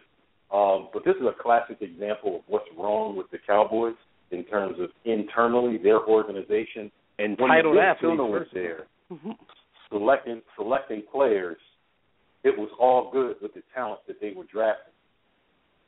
They went up to take Morris Claiborne because he was Patrick Peterson's young bull, and they thought that somehow that would translate into Claiborne being something of an equal to Patrick Peterson.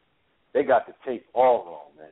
Not to say that Morris Claiborne isn't a deserving NFL player, but you're talking about someone from the planet OBM who's like half predator versus someone who's just a superhuman being in terms of Morris Claiborne. Like, there's no comparison between him and Patrick Peterson athletically. So they were fooled into jumping that high into making that pick. He should have been a third-rounder, second-rounder. Well, that's their thing, though. They like to give up picks to move up and everything, and then, their fans all excited, and now I see their fans calling Claiborne a bum and all that kind of stuff. So, hey, this is what you wanted. Y'all were cool with it when it happened. Regular that's what they, that's what they're saying. But Claiborne, either way,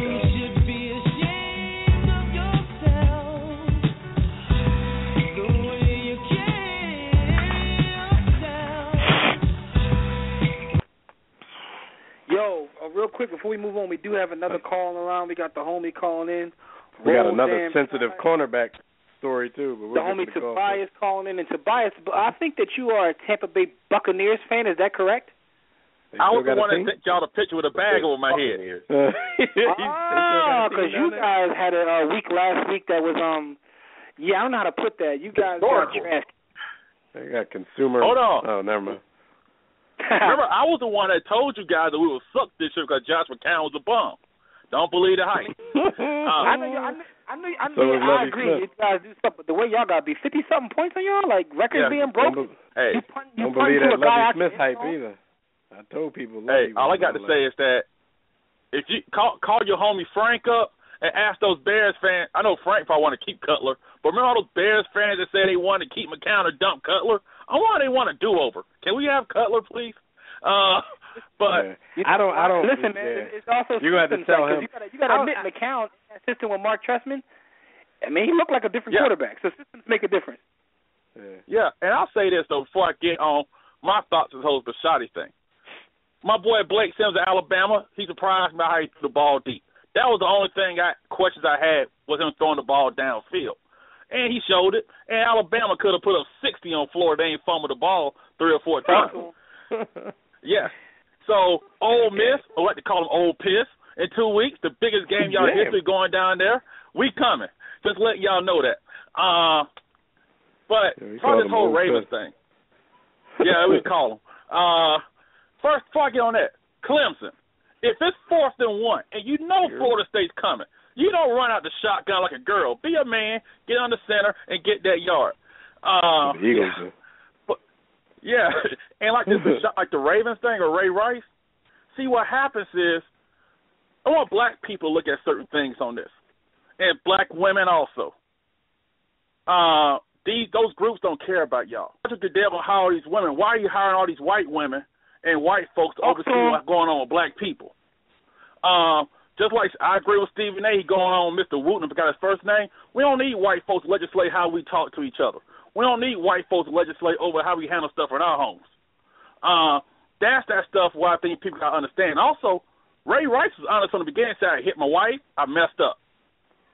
It's on everybody else now. And also, one more thing. the problem with Steve Bisciotti said one thing about the false allegations. People don't want to admit it, but he's telling the truth. It's going to become a power play now for these people in these homes. What's going to happen? You get accused, you got to sit out now? What about you get a DUI? Because we got guys who got DUIs, so they coming back on the field. They could have killed people. And we have people kill people under influence. So what's it going to stop? So are you going to have to sit out now until your court case come up maybe next year because you got accused of it? What they want?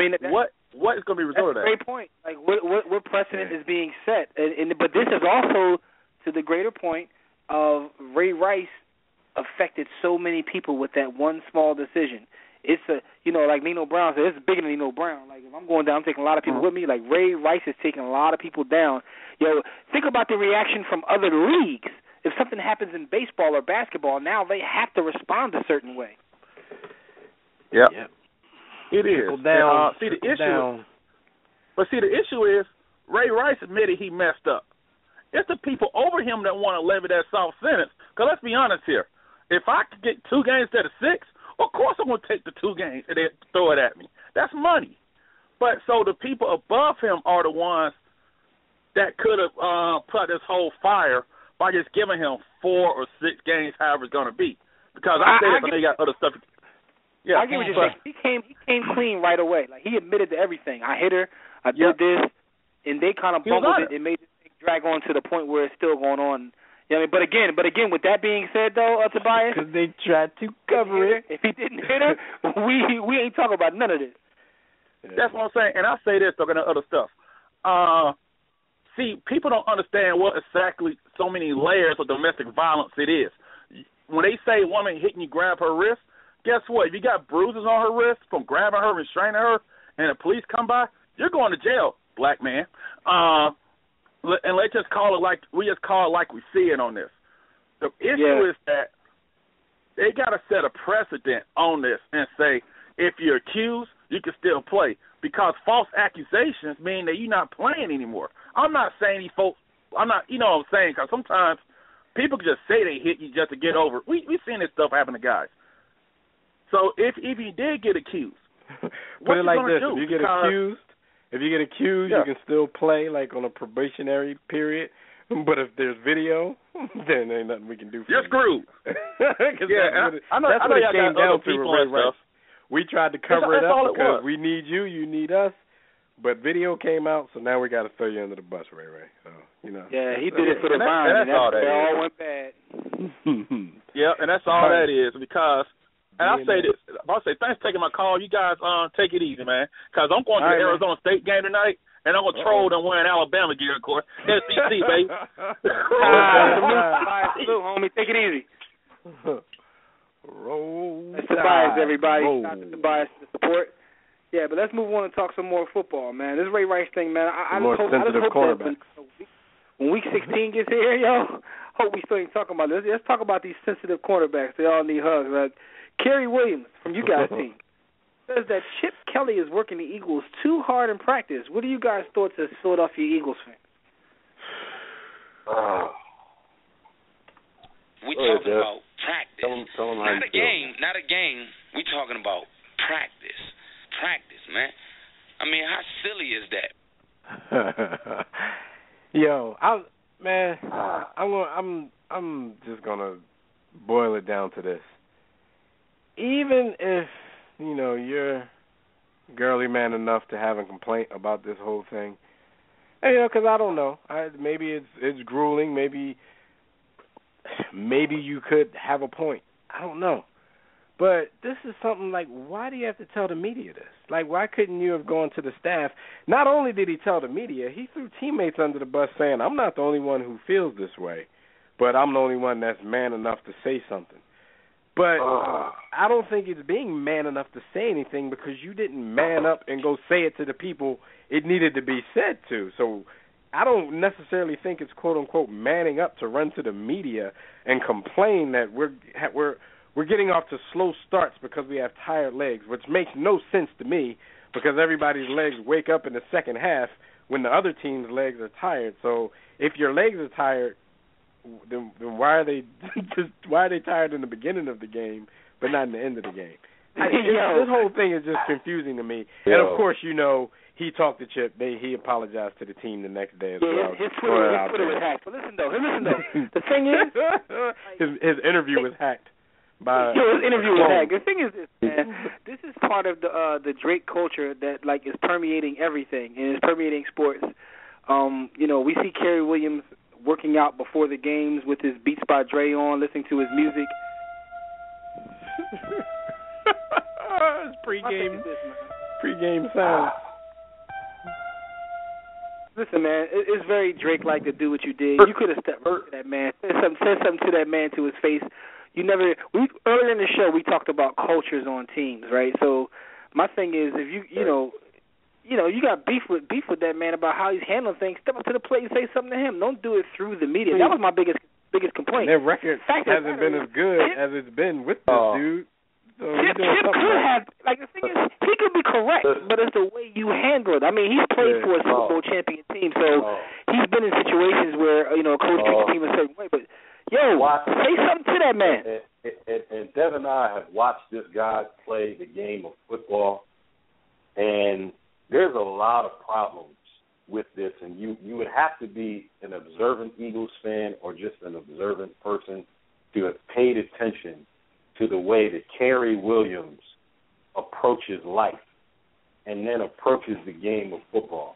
Now, I know we've all been on a basketball court where you're playing ball, and there's that one guy who may or may not even be good at the game, but he's angry, and he's overly aggressive on defense. And he's the type of dude where, and my brother Dev, we hooped at a couple of places and done it to a couple of people.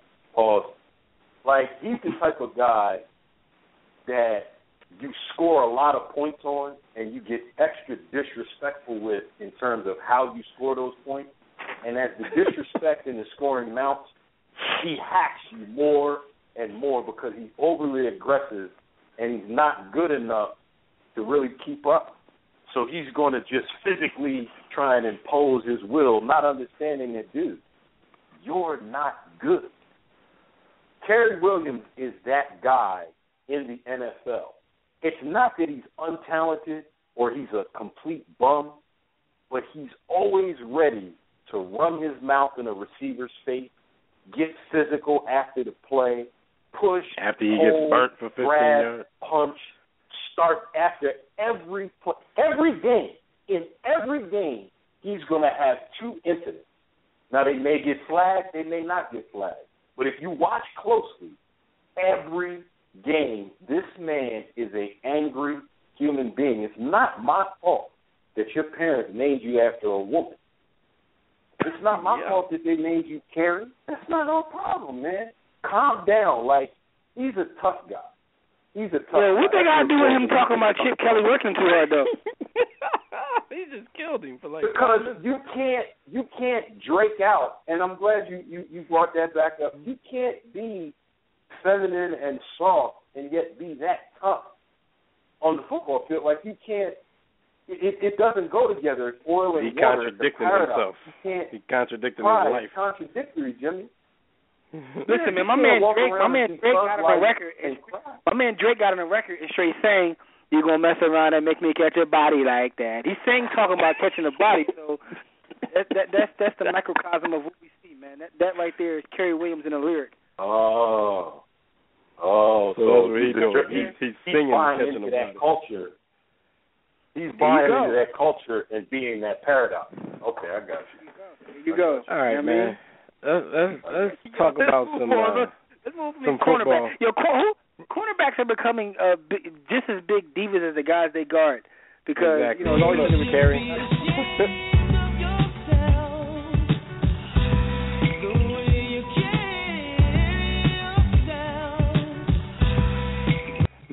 Diva. Speaking of the Eagles, they had an amazing game last week with the Washington football team.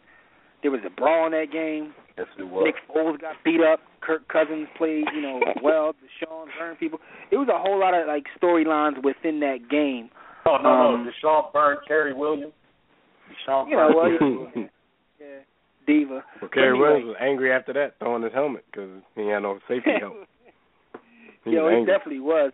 What do you guys think about the game overall? What do you guys think about the game overall, and also the brawl within the game? Because there was a lot of talk about that brawl. And Jason, what McNabb called Jason Peters? Jason something Peters. I forgot what. I don't know, but I think it was a very good, entertaining game. You know, as a fan of one of the teams in the game, you don't really want entertaining games, because for the fans, for everybody else's entertainment, the fans are like on pins and needles and stressed out and all that kind of stuff. I didn't feel that it was as big of a threat as the game actually played out to look like, but at the same time, on that other side, you know, Washington really looks like a better team right now with Kirk Cousins under center. It seems like they're clicking on all cylinders offensively. I'm sure there's some throws at the end of the game that he would like to have back, because they would have had a chance to actually win the game, you know, had he calmed down a little bit at the end and played like he did in the beginning. But, you know, that's the kind of thing that's going to come with somebody being in their fifth start. And it's not like it's your fifth consecutive start. You know, he's had 5 starts, and they've been spread out throughout his 2-year and a few games career. On the other side of the ball, for me, I think that game showed you a lot about Nick Foles. Some adversity came. He took some hits. He got beat up a little bit. He took a really big hit on the hit that started the whole brawl, and after it was all said and done, got back up, led him down the field, threw a touchdown, you know, showed his mettle. And this is what he should be doing this season, because he's basically playing for a contract.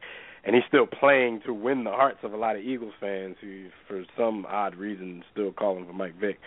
It was just an overall, you know, great game. I think, and I know Washington fans will definitely disagree with this, but you know, I'm here. My ear is to the locker room. My ear is to the fans. I know what's going on, and I get the impression that game is kind of being taken as a moral victory for that team. And, you know, this is professional sports. You really shouldn't be taking moral victories. But just hearing everybody down here talk, you know, they don't seem as upset about that loss as they should, especially because the game was in their grasp. So that's the kind of game, you know, that sticks with you. You're upset. But that's not what I'm hearing from a lot of fans down here. I think they're seeing the improvement in their offense, and they see hope, so they can take that loss and kind of, you know, take some positive out of it. But at the same time, it leaves you 1-2, and not in a must-win situation in this Thursday night game, but as close to a must-win as you can have playing a division rival.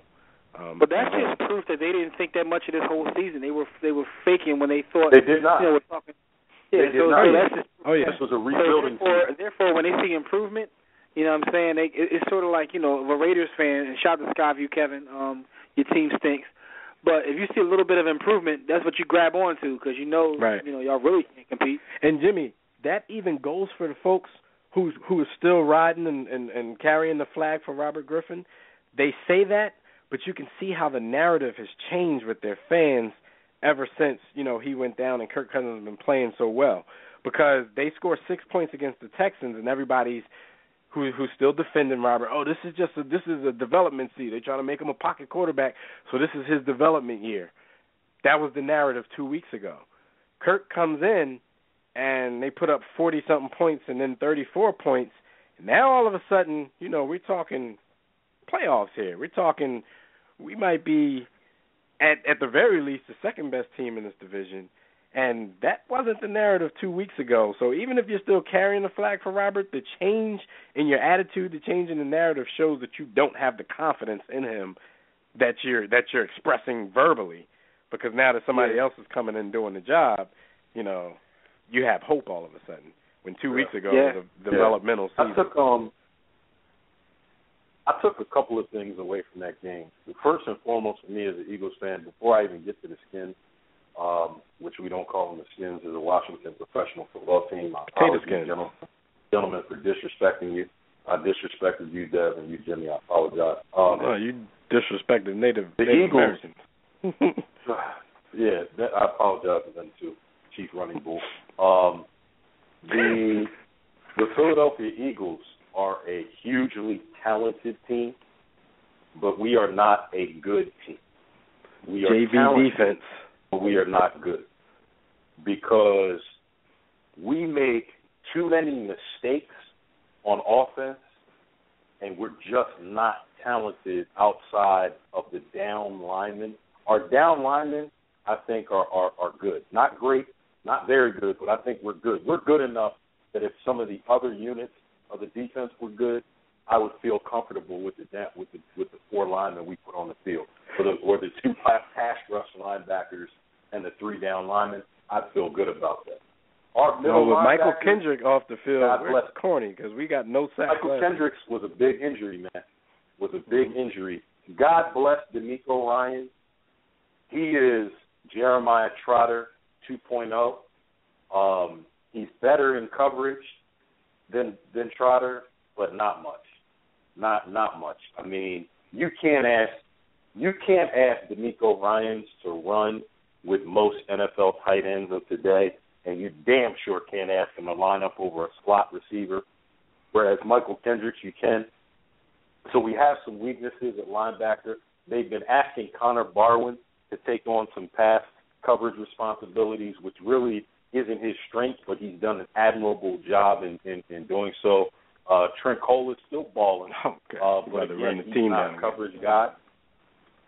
I'm not going to run the team down. The secondary is trash. Austin be on his scout yard. I know. That's on to the Skins. I am scared of Kirk Cousins. Please don't run their team down. We ain't got that much time, beloved. I'm not going to run their team down. Damn, bro. Man, Kirk Cousins, baller. Robert Griffin, not. Damn. That's it. All right, no doubt. My train of thought. I just wanted to ask you guys about the whole thing that started the brawl because Chris Baker hit Nick Foles, considered a quote-unquote defenseless player. And, it sparked everything off. I never thought it was a hit that he should be fined for, but knowing the rule book, you're going to get a flag for that every time.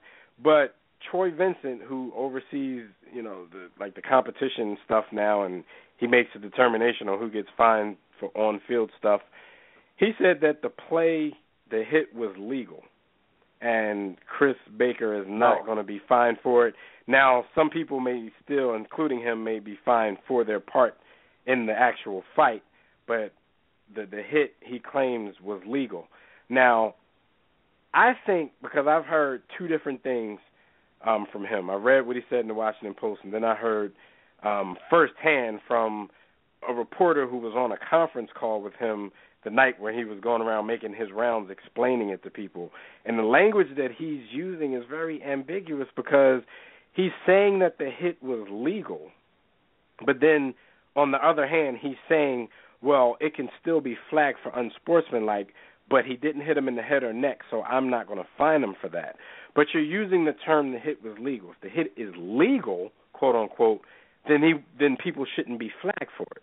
But in the rule books, you should indeed be flagged for it. And I'm not saying this because I'm an Eagles fan, but if you go back to when the rule started, it started because of a hit that an Eagle, a then teammate of Troy Vincent, he was on the field when this started, Hugh Douglas hit Jim Miller of the Bears in a playoff game in 2001 on a change of possession on an interception where Jim Miller was, basically doing nothing, jogging towards the area of the play, and Hugh blindsided him, was ultimately fined $35,000 for it. And if you guys remember, I don't know if you remember, but Troy Vincent was the Eagles player rep back then, and he was outspoken about how Hugh Douglas shouldn't have been fined. So I kind of wonder, since he is given the responsibility to make these decisions by himself, if there's a little bit of bias there, because he would probably feel that he's being a little bit of a hypocrite if he lobbied against it so much then and then fined somebody for it now. Now, I preface all of this by saying I don't think it was a dirty hit. I think there's a difference between a quote-unquote cheap shot and a dirty shot. it was cheap because Nick Foles was of no threat in that play, and he blindsided him. Tried to lie about it and say he didn't even know it was a quarterback, but then when he was ruled not to be getting a fine, then all of a sudden he knew who he was hitting, and I told you I wasn't dirty, and I told you it was cool. So, that's my only thing with Troy Vincent in this rule, because he's kind of double speaking on what Troy the rule is. Troy Vincent is one of my favorite all-time football players. Shout out to him. But in this case, he comes to the table with an amount of bias that you have to understand is going to be present coming from a defensive player. If you've played defense in the NFL over the course of the last 20 years, you've seen the game change, and every rule change and every construct within the game, it seems, has been made to benefit the offense. It's been made to take the advantages away from the defense and favor the offense, whether it's passing, whether it's linemen, whatever it is. It's been made. So Troy Vincent, whether it's conscious or subconscious, automatically comes to the table with an amount of bias. And I agree. Where that bias comes from, I agree with, because, as a fan of the game and, putting my illustrious high school and collegiate career up, I understand a defensive player's kind of bias and upsetment with what has happened with the game. But with that being said, the rule is clear. It's in black and white. It's not really open for interpretation. You cannot hit a quarterback when there is a change of possession. There was a change of possession. If the runner was actually down. Hold on. You said you can't hit the quarterback at all in a change of possession? No, if he's defenseless. If he's in a defenseless position. Yeah, but that's where that even rule. Now let me chime in real quick because we ain't got that much time left. That's where the whole rule gets kind of crazy anyway, because if he's running towards the play, the whole defenseless thing, I don't even understand what the hell that even means. If he's running towards the play, is he defenseless? I know one thing. You have to look at the play, Jim. What he was doing. If anybody's really going to call that run, he was. Well, yeah. First of all, the hit was. I know he was half-ass running, but my thing is, you thought there's a pick going out. Get out the way, yo. No, not just him half-ass running. No, that's true. You know what, Jim? That's true because first of all, it's a bad rule because even if he's jogging towards the play, I think it's just the intent. Did you have to load up on a quarterback like that to get him out of the play? That's the thing. People take it as an opportunity, and they always have, because this is what people have been taught. And that rule didn't change until around 2003. So it's hard to unteach things that you've already taught, but it is in the rule that I'm gonna find it while we're talking, but it's definitely in the rule. My whole thing is this: if you're running towards the play, even if you're half-ass running, if you think that if you out there acting like Kevin Ward Jr., then look, you got to take some responsibility in this thing too, good brother. You threw a pick, get down on the ground. You know what I mean? Give me the kid voice. But my thing is this, though. I don't have a problem with the hit, man. He didn't hit him in his neck like Troy Vincent said. As a quarterback, I know one thing. I don't have a problem with the hit. I know what you're saying. But here's my point. My point is this. It's a flag because of the rule. If you just let him, prance around and you don't hit him, you're going to get chewed out by your coach. You got an opportunity to hit that guy. You hit that guy. Because at the end of the day, we always talk about how soft these guys are in the game. Is this is football. You hit that guy. You have an opportunity to knock that quarterback out if you can. Take it. You know what I'm saying? If you don't take that shot and you get back to the bench, your coach is probably going to chew you out and say, "What are you doing?" Yeah, but how can they really though? Because I've been hearing that side too. But how can they chew you out for not doing something that's against the rules? To me, I don't care whose quarterback it is. It's in the rule. Here's the rule. Yeah. Rule 12, Article 9. It says it's a foul if a player initiates unnecessary contact against a player who is in a defenseless posture. We've seen this with Hines Ward plenty of times, getting flagged for peeling back and knocking people senseless, and it's not a quarterback. It says players in a defenseless posture are. And then it goes on to do a bunch of points, 1, 2, 3, 4, 5, 6, 7, and the seventh one says a quarterback at any time after a change of possession. So you can't hit them. So Troy Vincent, I don't know how he's interpreting the rule, because he said if you read the rule, then it's a legal hit. Me, I think the rules should be changed.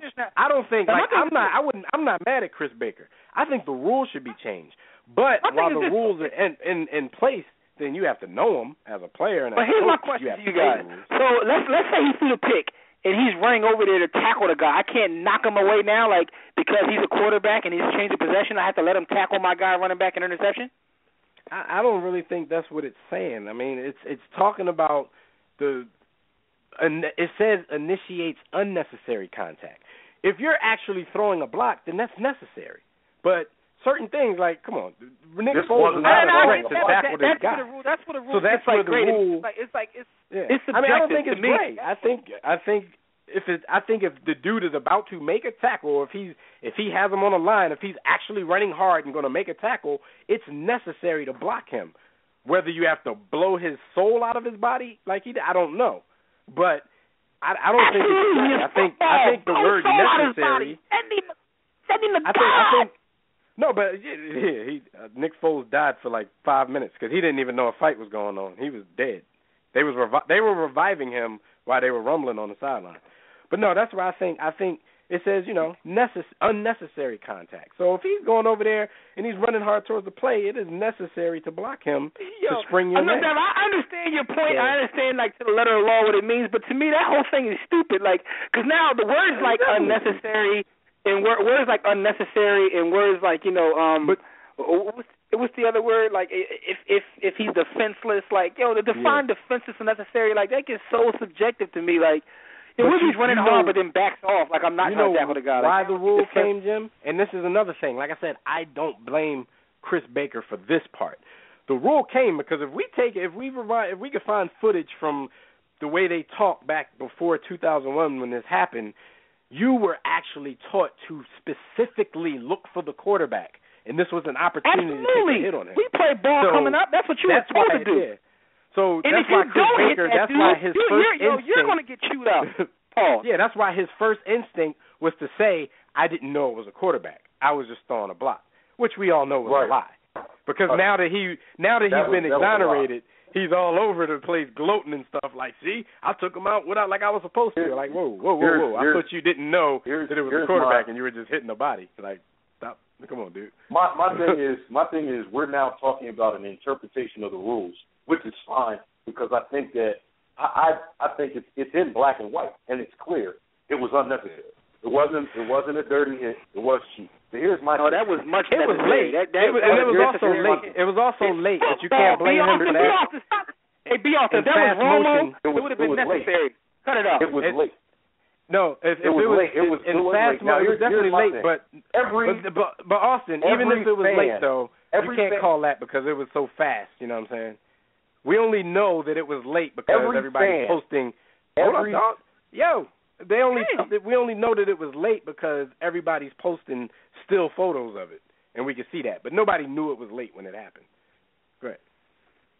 All I'm saying is, man, this is cool. Every fan would have a problem with every fan would have a problem with their quarterback taking that hit, except for maybe Jimmy because obviously his quarterback. I knew you was going there. He doesn't want him on the but squad. I don't even want to come anyway. But I don't even want to come from that place. But the I reality wish this wasn't my most quarterback. Fans would have been bitching about that hit given to their quarterback. I know, but what I'm saying is, I think it's football. So my whole thing is, I thought it was amazing. I was like, "Ooh, that's the kind of hits I want to see," and that's what you were taught. Like, this whole thing of necessary and it's football. I know, Jimmy, my thing is, as a quarterback, get down on the ground. But with all the rule changes in football, like, you really can't plead. That's what I was taught because a lot of stuff that we were taught is different now. Like, no, I understand. I understand that. But my whole thing is, like, he's walking towards the play, even though he was half-ass walking towards the play, like, he was on his Kevin Ward Jr. You should have just stayed right where you were and got down, and, you know what I'm saying? Like, all that would have been avoided, man. He wasn't as reckless as Kevin Ward Jr. Kevin Ward was off the chain, See, but that's what I'm saying. I really wish I wish this wasn't the Eagles quarterback because y'all know me. I would be arguing the same way no matter who it was. But he also makes a good point. A lot of the people who are arguing it, against the Foles and the Eagles would be saying something different if it was their quarterback. Me, I'd be saying the same one. Next pick throws, he gonna get in the fetal position, man. But we gotta get out of here, yo. Yo, thanks again, everybody, for joining us in the War Room. Shout out to those in the chat room, those on Facebook and Twitter who chimed in. All the calls who called in, we appreciate the support. Special thanks to Fred Perdue. College sports analysis is always on point. And even if it isn't on point, we get to clown you about it. So tune in next week, same time, same place, live right here on demand on the WRS Podcast Network. We'll recap Week 4 and look forward to Week 5. It's football season, so that's what we do. Catch our conversations Facebook, Twitter, at War Room Sports. Our video is warroomsportstv.com. And like I said again, our network show is WRSPN.com. Free Bill Simmons, free Stephen A. Smith, and Ray Rice. Shame on you. Until next time, everybody, don't accept mediocrity. Be steadfast in the war against ignorance, and we'll see you chumps on top. Y'all can get our weekly NFL picks at Field Vision, warroomsportstv.com.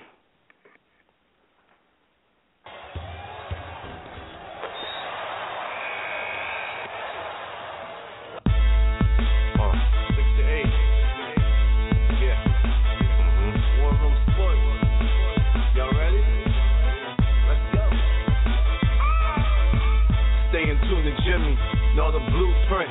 Every Thursday, 6 to 8, they do this. Shout out to Dez, PJ, B. Austin, Doc Bay on replay. WarRoomSports.com. Get that mobile app. If not, dial 323-140012. They be going and you sensitive, then oh well. Physical podcast, let's talk sports. Showtime like magic in the block push. Listen live, push one to join in. Rip your team or listen for your enjoyment. Hip hop dollars, pit stop and knowledge. Should be in sports credits, I ain't talking college. 5 guys, no beef though. Corporate secret, but the streets know. Belafonte, I got a G flow. KC royalty, I'm in beast mode. 2 hours, get your game up. Who's the best in sportscast? You better name us. War Room Sports. Yeah. Jimmy, Dez, DJ, Doc Beck, B. Austin. I'm Jock. Up and coming on the beat.